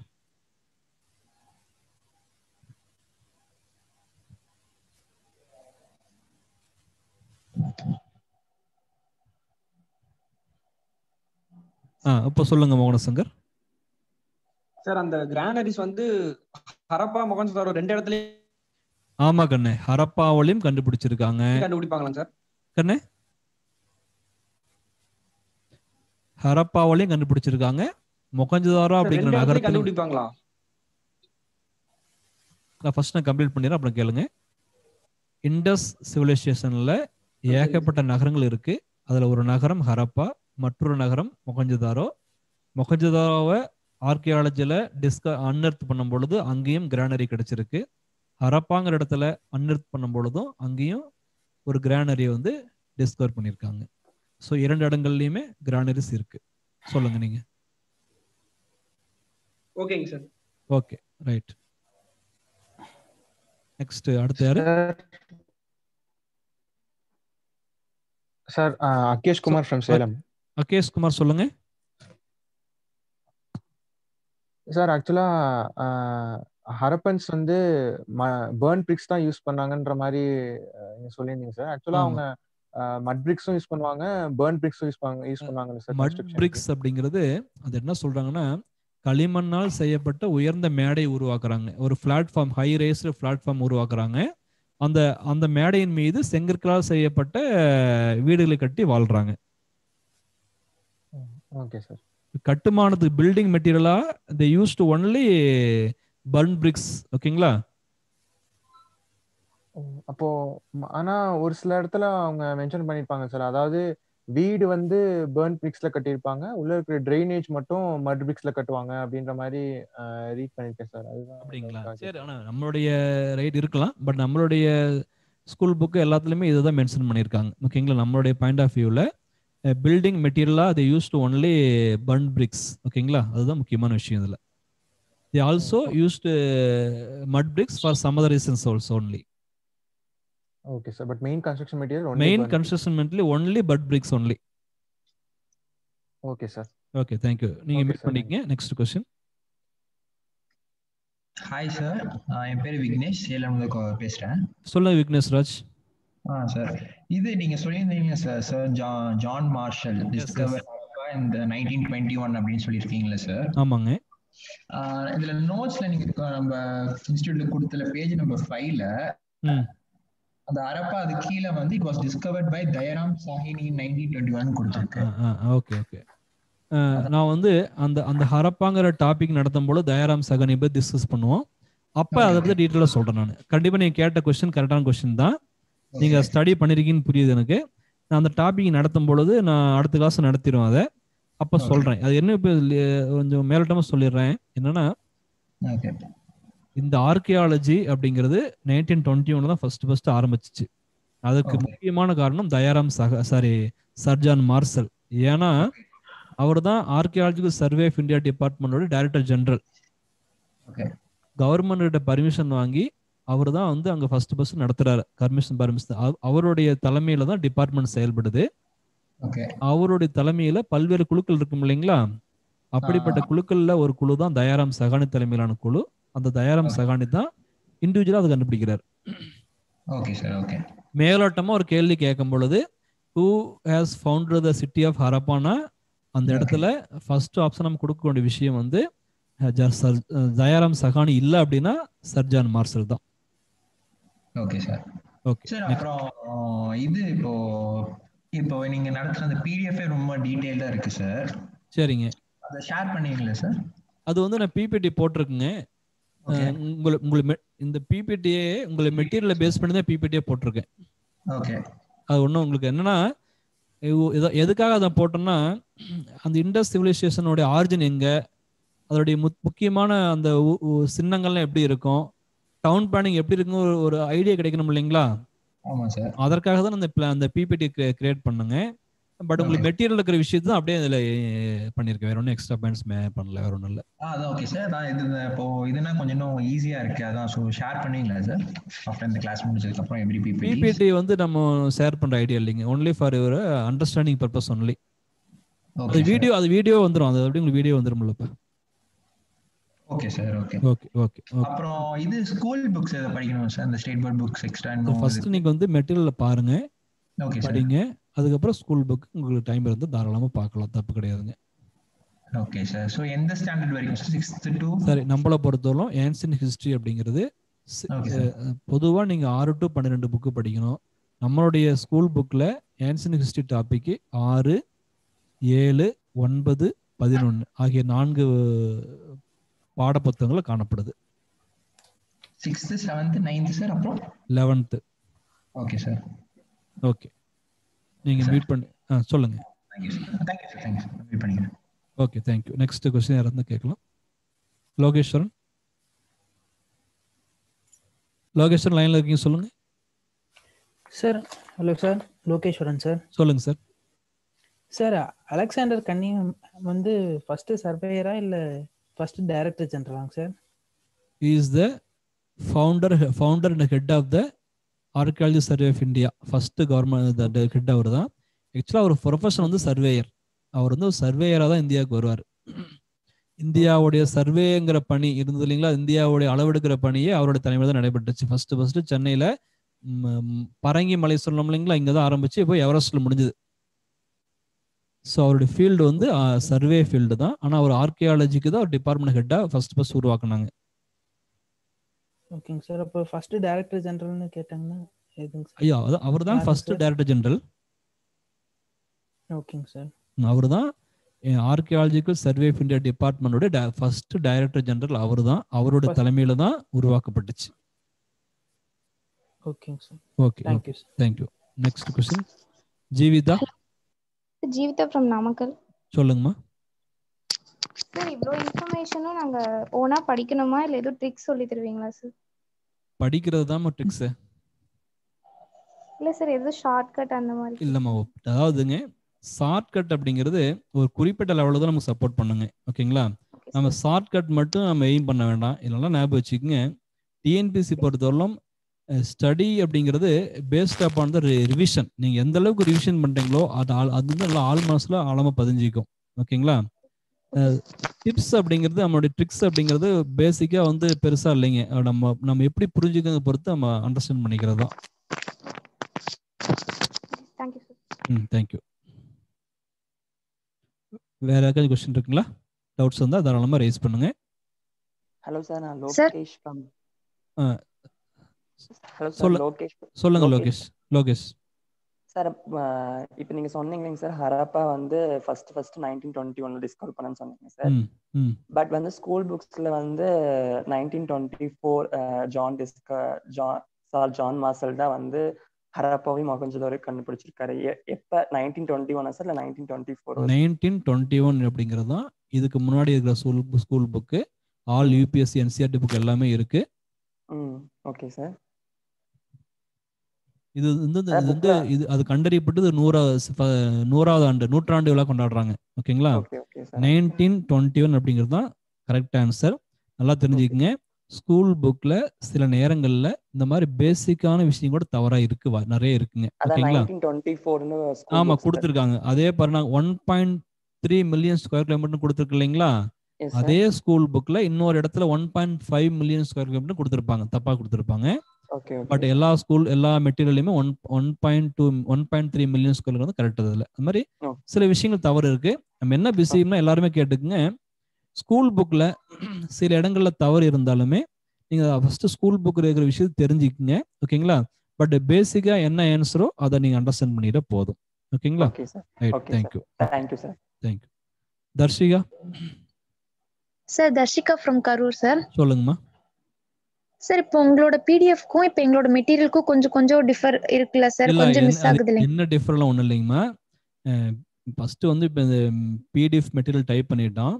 அதுக்கப்புறம் நான் வந்து இந்த பிபிடி லாஸ்ட் 2 days ரெடி பண்ணும் பொழுது அந்த ஒவ்வொரு பாயிண்ட்டும் எங்க இருக்கோ அதை மட்டும் எடுத்து நான் வந்து ஒரு பக்கமா அலைன் பண்ணி கொடுத்துருக்கேன். பெரிய அளவுக்கு பாயிண்ட்ஸ் வந்து டிஃபர் ஆகாது. அப்படி இருந்தாலுமே உங்களுக்கு இந்த பிபிடியும் உங்களுக்கு வீடியோ லைன்ல வந்துடும். அதாங்க சார். இப்போ அது வந்து புரிஞ்சுக்கிறதுக்கோசரம் தான் அந்த எக்ஸ்ட்ரா கொஞ்சம் கொடுத்துருக்கீங்களா, இல்லை அதை நோட் பண்ணி வச்சு அதை படிக்கணுமா சார்? படிச்சுக்கணும், தாராளமாக நோட் பண்ணிக்கலாம். இது படிக்கிறது அப்படிங்கிறது இட்ஸ் ஓசேன். ஓகேங்களா? இதுக்கு லிமிட்டுக்கே கிடையாது. ஓகேங்களா? நீங்க என்னைக்குமே தெரிஞ்சுக்கங்க. ஒரு டாபிக் அப்படின்னா டாபிக்ல நான் நடத்தும் போது மட்டும் கிடையாது, நீங்க ஓன் ப்ரிப்பரேஷன் பண்ணும் பொழுது உங்களுடைய அண்டர்ஸ்டாண்டிங் என்ன பாயிண்ட்ஸ் புதுசா தெரிய வருது எல்லாமே ஆட் பண்ணிக்கங்க. ஓகேங்களா? என்னைக்குமே டிஎன்பிசிங்கிறது இது வந்து ஒரு ப்ராசஸ் ஆஃப் லேர்னிங், அவ்வளவுதான். ஓகேங்களா? It's not only for mug up. ஓகேங்களா? It's process of learning. எப்போ உங்களுக்கு இது ஒரு டாபிக்ல ஒரு புது பாயிண்ட் ஆட் பண்ணணும்னு ஆட் பண்ணிக்கலாம் தாராளமா. ஓகேங்க sir. Thank you. Okay, thank you. Good evening sir. Vaishalini சொல்லுங்கம்மா. சார், இந்த பிபிடியை வந்து நோட்ஸா எடுத்து படிக்கலாம்ல சார்? தப்பு இல்லைல்ல சார்? படிக்கலாமா? மெட்டீரியல் தான் நம்ம பிபிடியே கொடுத்துருக்கோம், தாராளமாக படிக்கலாம். Okay sir. Okay, thank you sir. Thank you. Suchipavi சொல்லுங்கம்மா. ஹாய் சார், நான் சுஷ்மிதா ஃப்ரம் போச்சமல்லி. சொல்லுங்கம்மா. டயராம் இல்லைன்னா ஆப்ஷன்ல சார் ஜான் மார்சல் இருந்துச்சுன்னா போட சொன்னீங்களா சார்? ஆப்ஷன்ல ரெண்டுமே கொடுத்துட்டாங்கன்னா எது சார்? ஆப்ஷன் அப்படிங்கிறது எப்பயுமே டிஎன்பிசியில் கொஸ்டினும் ஆப்ஷன் அப்படிங்கிறது கொஞ்சம் டிஃப்ரென்ஸாக இருக்கும். ஓகேங்களா? இப்போ அதாவது என்னன்னா, ஒரு கேள்வி வருது அப்படின்னா அந்த கேள்விக்கு ஆப்ஷனில் இருக்கிற ரிலேட்டடான விஷயத்தை தான் ஃபர்ஸ்ட் சூஸ் பண்ணாம. ஓகேங்களா? பொதுவாக டிஎன்பிசி பொறுத்தவரைக்கும் இந்த கேள்வி அப்படிங்கிறது தயாராம் சகானிக்கு நம்ம வந்து ஸ்கூல் புக்கில் கொடுக்கல, நம்ம எக்ஸ்ட்ரா மெட்டீரியல் ரெடி பண்ணி கொடுத்துருக்கோம். Okay sir. சிந்து சமவெளி யார் கண்டுபிடிச்சாங்கன்னு கேள்வி வரும்பொழுது ஃபர்ஸ்ட் ஆப்ஷன் நீ கொடுக்க வேண்டியது சர்ஜன் மார்சல் தான். Okay sir. Okay, thank you sir. Thank you. Kavi Bharathi சொல்லுங்கம்மா. Hello sir. சொல்லுங்கம்மா. சார், ஆக்சுவலி நீங்க இண்டஸ் சிவிலைசேஷனோட ஏரியா கவர் வந்துட்டு 1.3 மில்லியன் ஸ்கொயர் கிலோமீட்டர் சொன்னீங்களா சார்? பட் ஆனா இங்க நீங்க கொடுத்திருக்க அதாவது மெட்டீரியல் வந்துட்டு பேஜ் நம்பர் 4ல 1.5 மில்லியன் ஸ்கொயர் கிலோமீட்டர். இப்ப ஒரு 2 minutes முன்னாடி இன்னொரு பிரதர் கேள்வி கேக்கும்போது சொன்னாலீங்களா அவர்ட்ட? Yes sir. பட் அப்ப இங்க நோட்ஸ்ல கொடுத்திருக்கிறது மிஸ்டேக் தானே சார்? ஸ்கூல் புக்ல 1.5 னு கொடுத்திருப்பாங்க, அது தவறு. ஓகே சார், பட் நீங்க கொடுத்திருக்க மெட்டீரியல் 1.3 மில்லியன் ஸ்கொயர் கிலோமீட்டர் கரெக்ட்டுங்க. Okay sir. ஓகே. அது ஸ்கூல் புக்ல 1.5 இருக்குங்கிறது தெரிஞ்சதுக்காக தான் மென்ஷன் பண்ணியிருக்கேன். பட் ஆக்சுவலா அதோட measurement 1.3 million square kilometre is correct.